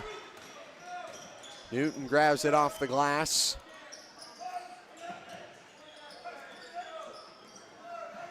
Now resetting on offense here for Girard. This one tapped out as Schultz tries to save it. I think he thought that was off the hands of Burke. I think they would have gotten the call there had Schultz not touched it. Like you're saying, I think he thought that Harrison touched it last and was just trying to save it, and that would have been an incredible save to keep the possession alive. I don't know for sure, though. Schultz trying to make up for it here. And travel called as he was scanning for a passing lane. Perrin Stevens will step out for Jackson Smith. So this one's back out of bounds. And Harrison Burke apologizing to the official. So I think it was batted back into him.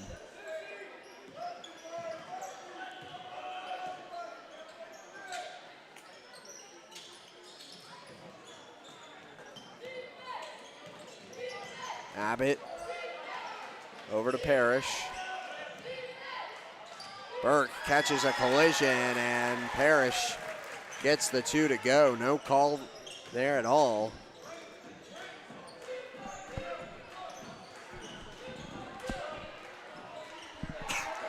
Another 2 for Briar Schultz, so definitely taking charge for the offense in this third quarter. Sorry, had to sneeze. 21-point lead for the Trojans. Parrish gets another. Him and Schultz going back and forth here in the third as Brocob now takes to the base and gets the and one.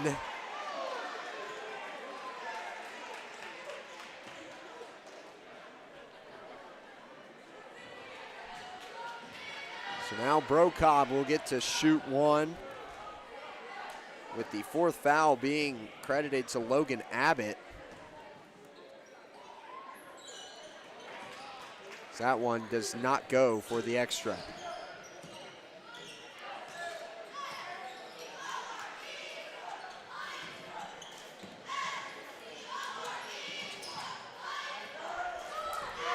Abbott trying to work it inside, loses the ball, and they will say it sticks here with the Lions.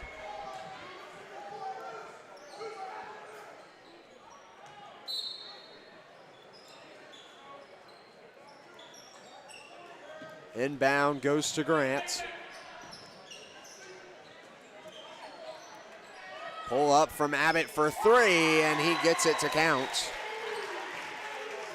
Back down to an 18-point lead. They find Brocob on the base, drives the paint, can't get the layup to fall, 10 seconds. As Isaiah Main drives inside and a foul called. This time on Adrian Newton. That'll be his second, and both fouls from Adrian. He has made a face that he is just amazed that they were called against him. And that one even more so than I think the first, because it looked like he was just kind of backing away from the contact. It was like he was trying to avoid it, you know, just backing away. I don't even know if there was any, but may have been an audio cue of some kind that down there on the floor they could hear that we can't up here.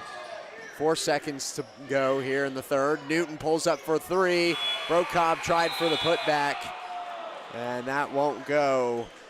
32-49 is the score. It's a 17-point lead for the Trojans. We'll be right back after this.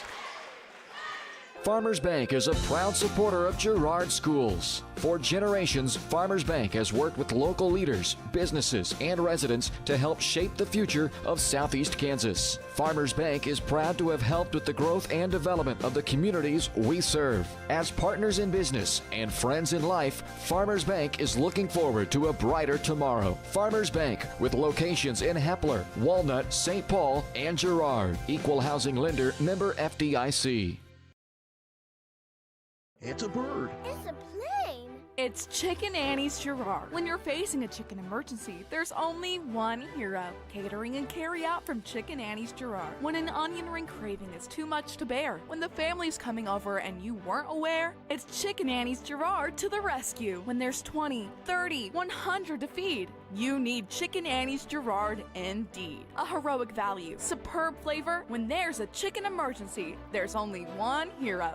Chicken Annie's Gerard.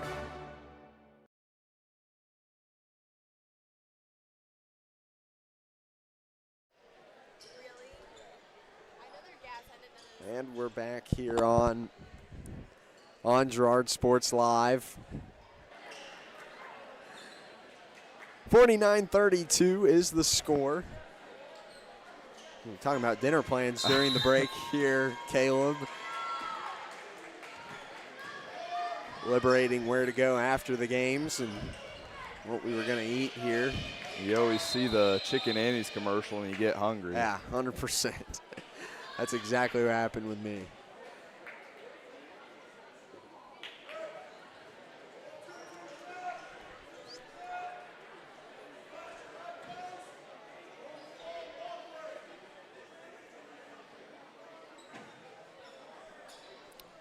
The shot clock was not winding at the start of that.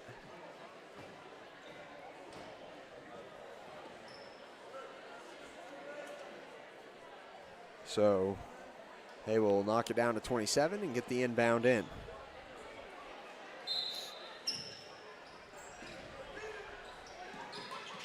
They get it into Smith, hand it over to Stevens. Now they work from the perimeter. Inside, Smith, hands off, Stevens on the cut, and gets a quick two. Incredible ball movement from the Trojans to get that two. Opening up the first quarter, or the first bucket for the fourth quarter with a nice pair of points. And now a foul called on Jackson Smith as Braden Wade was trying to maneuver around him. That will be the second foul called on Jackson.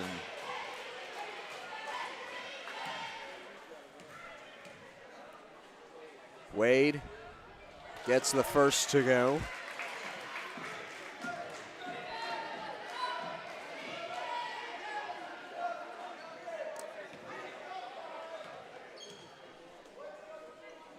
Second clangs off the front of the rim. Rebound Stevens.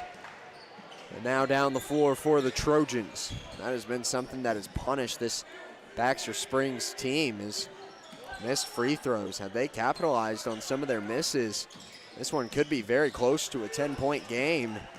But right now it seems like pretty much every visit is 1-1. One make, one miss. Like you're saying, I think if they just had some of those free throws, the game would seem a little bit more competitive. But then to go along with that, this Baxter team isn't doing a great job of rebounding, and that's where the Trojans have really excelled, of just getting second chance opportunities where this Baxter team hasn't really had those. Now down to a 16-point lead there with that make. As we've got a timeout by Coach Westguy. He's going to want to step aside for a minute before things get too out of hand. This break in the action is brought to you by Southeast Kansas Player Health Alliance and Live Well Crawford County, reminding you to know your limits when gambling and know when the game is playing you. If you or someone you know has a gambling problem, call 1-800-GAMBLER or 1-800-426-2537 for free assistance.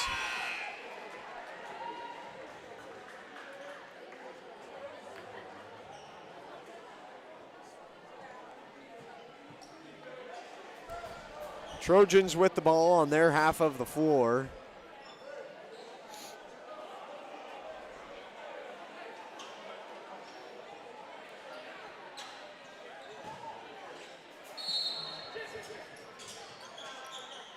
Get it into Stevens as he sets up the offense.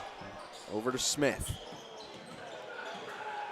Interior pass to Cullen as he's fading from the bucket. Tries to grab the rebound. And we've got a foul called going the other way. Brocobb collided with Parrish on the attempted rebound, and now Brocobb punished for it. Credited with his first foul, the second team foul of the fourth quarter.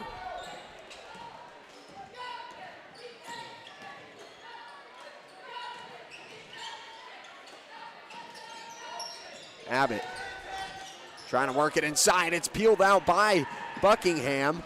Brocobb now kicks out. Buckingham looking for a floater. Puts up a shot, doesn't go, but Stevens with the second chance gets it to fall.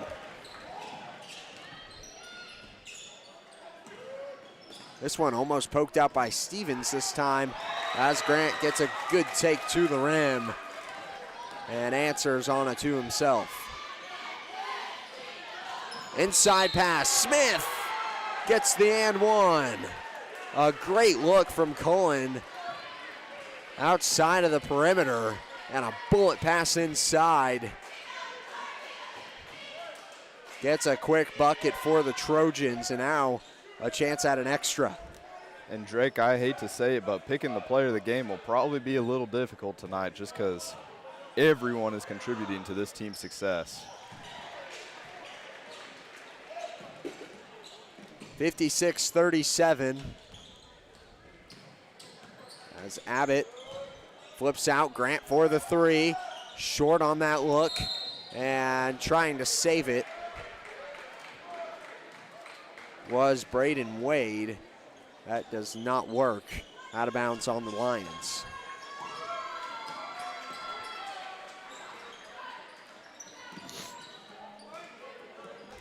Around the perimeter.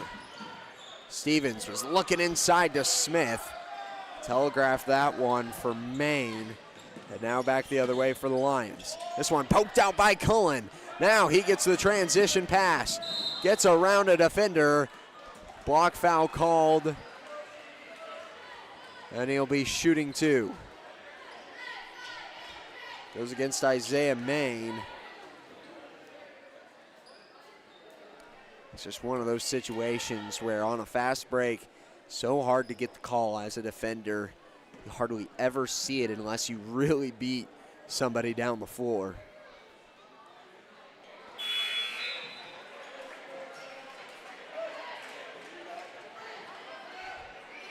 It's like that triple substitution off the bench will come in with Newton, Burke, and Schultz all coming in, and it looks like Brocob, Stevens, and Buckingham will all take a seat. And I believe right now not a single player on the floor is under 6 foot for the Trojans. So definitely taller lineup. Yeah, that is a true statement. So this is the extra tall lineup from Girard.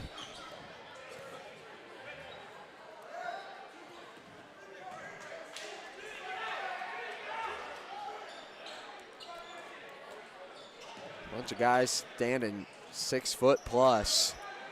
That is a tough coverage for the Lions, as I think right now Coach Westcott's plan is, hey, just work the interior, grab some boards, get some putbacks, and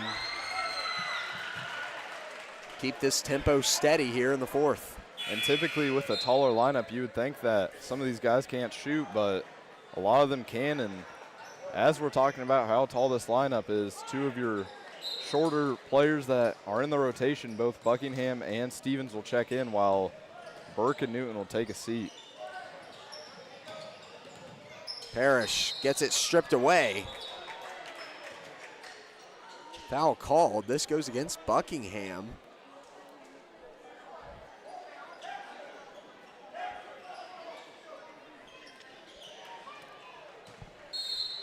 That was Buckingham's second as they get it into Grant. This one peeled away by Stevens, but recollected by Caleb Grant, and he gets the bucket afterwards. Smith driving the paint, hands off. Buckingham does not get the two. As now Abbott takes to the paint. It's blocked by Stevens.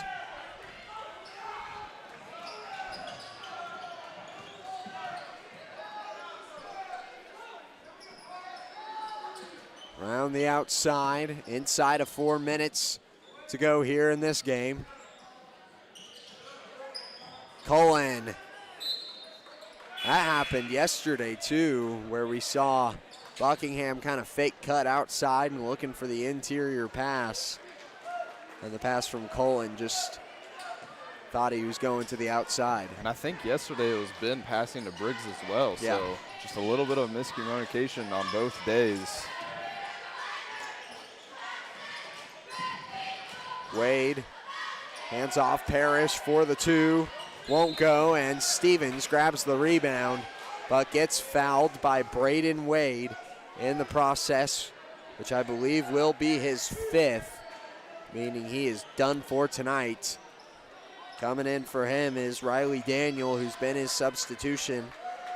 And Braden Wade did not play very many minutes. I mean, he was In, foul, in, foul, in, foul, and done. And just one of those games, and any player can have them, where it's just the fouls keep rolling in, and you feel like you can't do much to stop them. Block foul called on Cole Parrish as Schultz was driving the paint.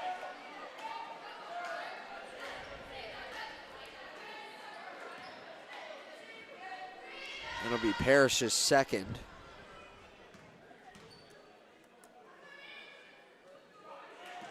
First one in for Schultz.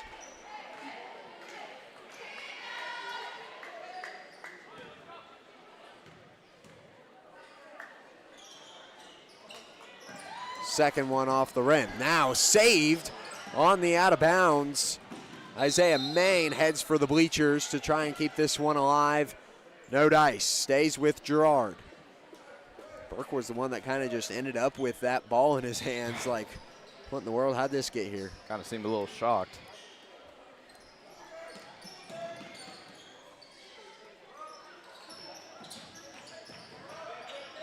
Schultz passes inside to Buckingham. Foul called against Grant. And now that puts Caleb Grant at 4.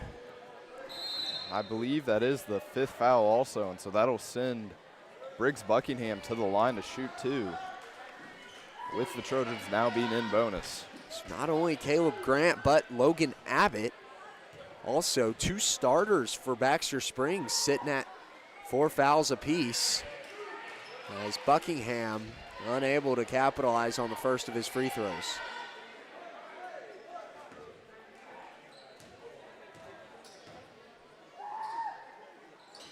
Second falls, 59-41.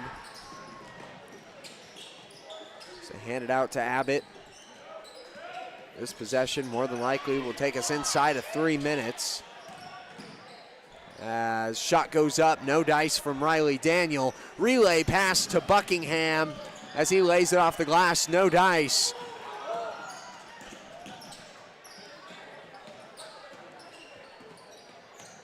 Parrish takes the 3 and drills it. Brings this crowd back to life here in Baxter Springs. Now down the floor for Buckingham, as he tries to take to the paint and catches some physicality on the way.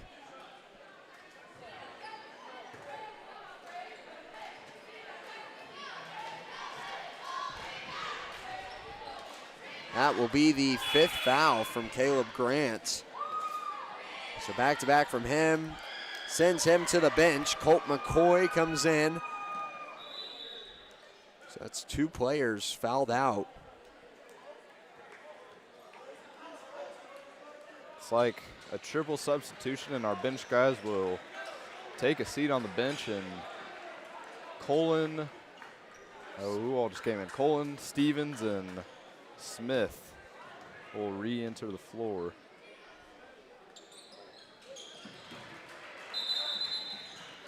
Buckingham gets the first to fall. I was about to say, I thought that was only his first. They only made the substitution because the guy had fouled out. He threw up his hands like, what? Still got another one. Give me my change. Goes 2 for 2 there.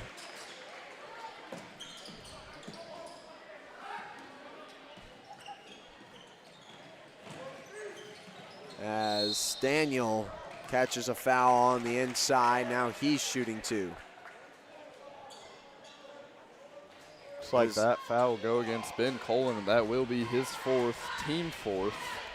So the next foul will send the Lions to the line in bonus.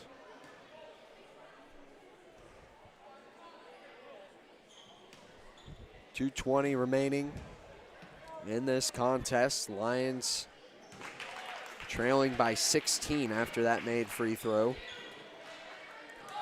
Still with a little bit of life here. Expect probably Girard to slow some things down. Just a little over 2 minutes left in the game. being up by so much, you would think that the clock is now your enemy and you would try to get rid of it as fast as you can. Smith over to Brocobb. Brocobb catches a block foul and will be headed to the line.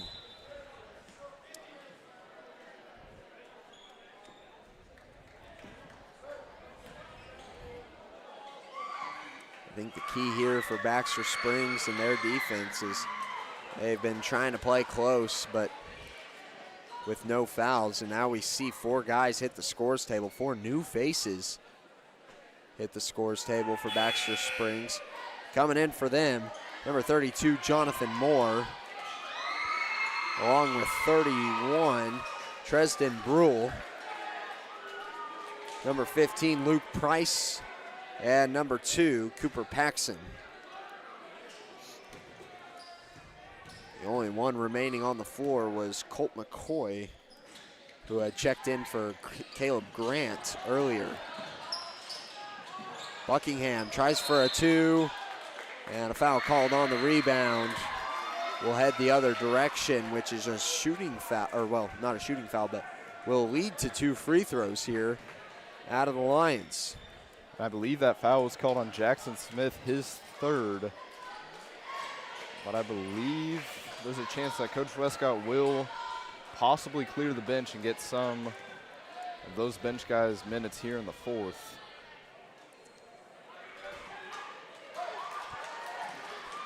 Yeah, it looks like Sutton Gordon along with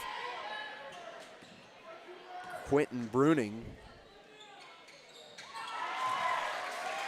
will be looking to check in next as they take off their warm-ups, and now they will check in along with the other 3. So we'll see a full court flip. 47-61, a 14-point game here with just under 90 to go.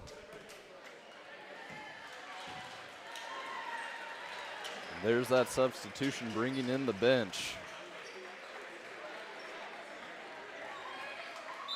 12 seconds left on the shot clock. Bench takes the floor as Burke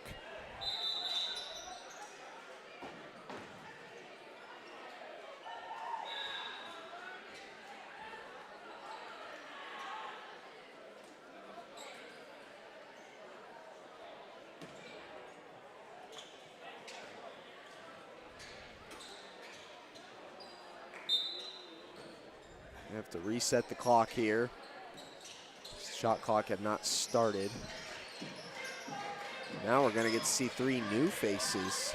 Looks like for Girard. Those 3, it would be Ryder Lehman. Oh, I know these guys. I should know their names better. Looks like Ryder Lehman, Brody Brunk, and Camden Gilmore will be the 3 new faces.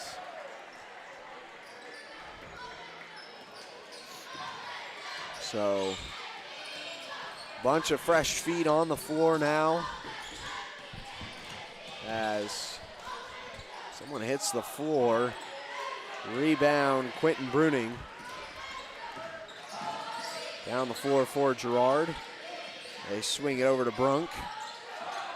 Now Brunk looking for Bruning, almost a loose ball. Out to Gordon.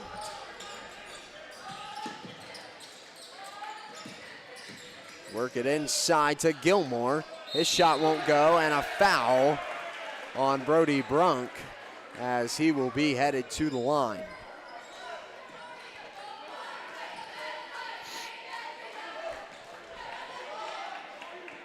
And it'll go against Cooper Paxson.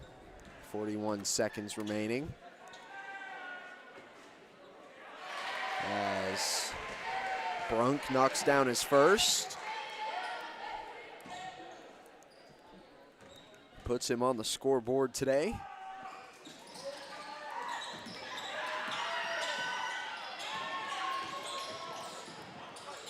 Driving into the lane, and a good bucket by Tresden Brule. It's Like shot clock turned off and 20 seconds left on the normal clock. See if we even see a shot here from Girard. Gilmore gives to Gordon. Back over to Bruning. Now Lehman. Looks like everybody's pretty well touched it on this possession. And that will be it.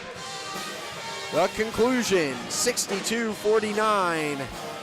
One game left here in the regular season as Girard claims a win and gets themselves back in the winning column towards the end. Big win too.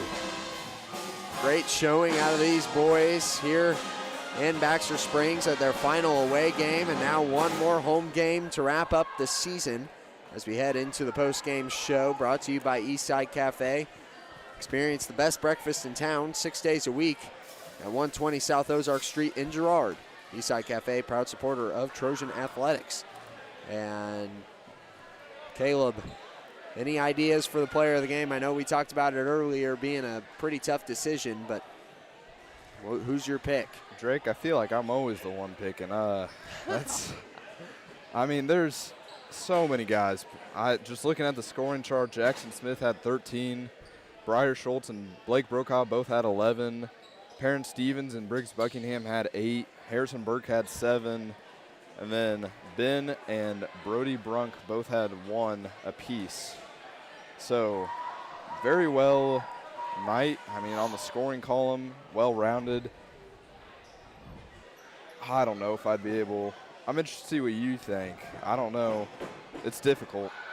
You know, I want to pick shot of the game first, and maybe that will impact your perspective on player of the game. But I want to say Briar Schultz there in the third quarter had a couple of buckets that really kept that third quarter like kryptonite away. You know, I think he was the leading scorer in the third quarter alone. If you just kind of take that quarter itself, he was the leading scorer. So just looking at it from that perspective, I think he had 7 points, maybe even more than that, and just kicking this team back into gear and looking like a tip-top season into the regular season form. So I got to give him shot of the game for that. He had a 3-ball as well as a couple of 2s mixed in there. And I can definitely agree with that. I mean, Briar had one of the best quarters of his career probably there in the third. And so, I mean, he was tied for the second highest score. I'd say we give it tonight to either Briar or Jackson. Jackson had a well-rounded game, 13 points being the leading scorer, but like you're saying, Briar was the one that really drove the force in the third. So I'd give it to one of those guys. Why not both? There you go. We'll give it to both tonight. Jackson Smith and Briar Schultz, your players of the game tonight here in Baxter Springs. And then, of course, Briar Schultz earning that shot of the game honor, brought to you by Bradshaw Collision Repair. Bob Bradshaw offers refinishing, paintless net repair, glass replacement, and more. Let Bradshaw Collision Repair get you back in the game. Call 620-724-7300 for more information.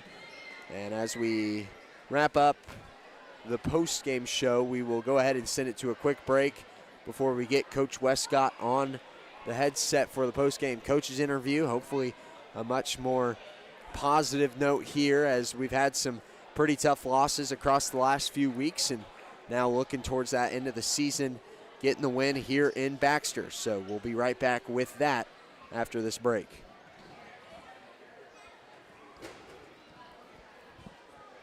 Siebert back to pass. Lehman diving for the end zone, and they get the listing. Lehman passes off to Siebert on the far wing. Siebert the lob, and Lehman with the alley-oop dunk to close the deal. Lehman a hard hit ball to left field. Siebert is at the wall, and they close another one. Lehman Realty with another big-time win. Lehman Realty, proud to support the Girard At Girard Medical Center, our physical and occupational therapy department is dedicated to helping you bounce back stronger. Whether you're recovering from an injury, surgery, or just want to move better every day. From student athletes to seniors, we provide personalized care and expert support right here at home. To learn more about our therapy department and our other services, visit GerardMedicalCenter.com, a proud supporter of the Girard Trojans and your hometown team for health and healing. Rooted in rural, focused on you. At Fort Scott Community College, we understand that a scary part of figuring out your future isn't only answering the question, what should I do, but where do I belong? Maybe you belong here as part of Fort Scott Community College's John Deere Tech program. Maybe you belong here as part of the perennial playoff-bound Greyhound baseball team. I don't know where you've been or where you're headed, but I know we're saving a spot for you because you belong at Fort Scott Community College. Whether you're trying to make the most of the next harvest, navigating a changing business landscape, or planning for the next chapter in your life, the professionals at Prime Accounting Solutions are here to help. With 10 locations, Prime Accounting offers convenient, friendly accounting and tax services at a fair price. Payroll, bookkeeping, business planning, personal tax filing, and more. And now Prime is the place to go for insurance. Trojan fans can find us at 408B North Grand in Pittsburgh or call 620-232-7305. To find a location near you, go to primeaccounting.net. Chicken Annie's of Girard is something to crow about. Their family-style restaurant continues a Southeast Kansas tradition with their specialty, fried chicken, plus famous homemade onion rings, chicken and noodles, and so much more. And of course, their delicious homemade pies. Dine in or carry out available. Chicken Annie's of Girard has the best value, flavor, and service in the area. Stop in soon or call for catering. 620-724-4090.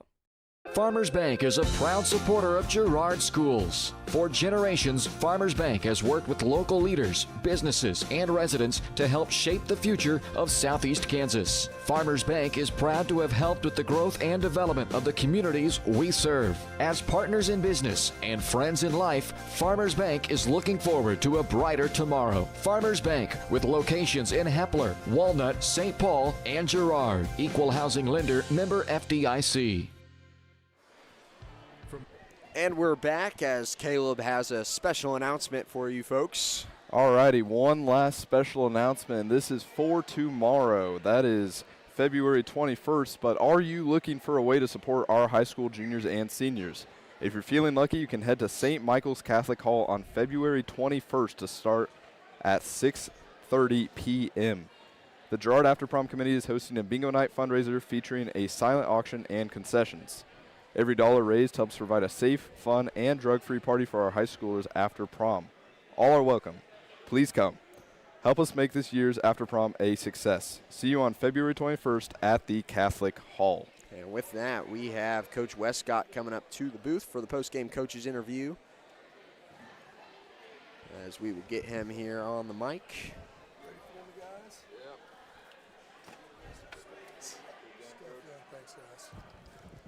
Good. Coach, welcome again to Girard Sports Live here on the postgame show. Congratulations on a big win here towards the end of the season against Baxter Springs away at your final away game for the regular season, that is. Getting you back over that 500 hump. Anything you like to say about the game tonight? Well, I thought our kids defended well tonight. Really did a pretty good job on 5 and 10. Those were their two guys. And I thought our guys switched things up on their little shuffle cut and their ball screens that they run. So that was good to see. Rebounded fairly well most of the game. We had some missed opportunities there. I thought we shot the ball pretty well. For the most part, we got good looks. We still missed some cripples that we've got to finish inside with contact and things. But guys are doing some good things. You got to keep getting better. As you said, this is right here at the end of the season, and we want to be playing our best, and we got a big test coming to town Tuesday night. So another league game. It will not count on our sub-state record because those have to go in tonight, I believe. I think by 10 o'clock tomorrow morning we'll know for sure who we're playing and things. But we should be at home, I believe, with this W. So get a home game next Thursday as well, so that's good to see. And, we'll figure out who we're playing, but hopefully we can get out and play our best Tuesday night, and that'll prepare us for a little run here at Sub-State. Yeah, in the past we've talked about that third quarter kind of being the the limp on the games. But tonight you guys bounced back, had a fairly well performance. Briar Schultz especially putting together, I think he had 7 points there in the third quarter alone. Can you talk a little bit about your guys' performance and what that's been like? You know, we talked the whole way down coming today. Hey, Coach, we need to switch up our halftime. Yeah, my halftime speeches are obviously not working. So I don't know if I should tell you what we did in the locker room or not. The guys didn't sit down today. We stood up the entire halftime, didn't sit down. Of course, that didn't have anything to do with it, but if it makes us feel like it's doing something, then great. We come out and shot the ball, did a couple drills, and we did. We started the third quarter a little better than what we've been doing. I thought we had a good third quarter till about the last 2-3 minutes, and they went on a little run. I think we gave up 6 or 7 unanswered points there. And, we had a little lapse defensively. But come back fourth quarter, it was a little sloppy, a little ugly. They were trying to pressure and do some things that give us some fits. But we just got to keep getting better. We got a couple days here. It's been a long week, a couple days to get our legs under us and get back after it next week, and we'll see what happens. Yeah, and then there at the end of the game, you got to see a couple of guys that we don't see a lot on the floor. Can you talk about getting to see that younger generation and see what they're capable of going forward well, in this if program? you didn't watch this girls' game, you could see them every night because they're playing over here every night. But, no, we get to see them a lot, and they've had lots of opportunities this year to get some time under their belt and kind of learn the system that we run. And, hopefully that they'll continue to work, get bigger and stronger. That's a big thing. We've all got to get in the weight room and get physically stronger and quicker. That's probably going to help us more than anything. But guys are starting to understand things. We just got to keep plugging along. Well, Coach, you're shutting off the lights here, so I'll they go are. ahead and I think wrap they're up. telling us it's time to go home. It is time to go home. It's been a long week. But so once again, congratulations on the victory, and looking forward to you guys going forward here on towards the postseason. So thanks, guys. Thanks for joining us. That will wrap it up here for Girard Sports Live. Caleb, any final comments? I'd just say make sure you show up tomorrow for bingo night, and then finally let's see what we can do against Colgan on Tuesday and finish this season right. Looking forward to it. Well, for me, Caleb, and Sarah, and the rest of the Varsity Sports production crew, we say thank you for watching. Have a great night, and we will see you all next time.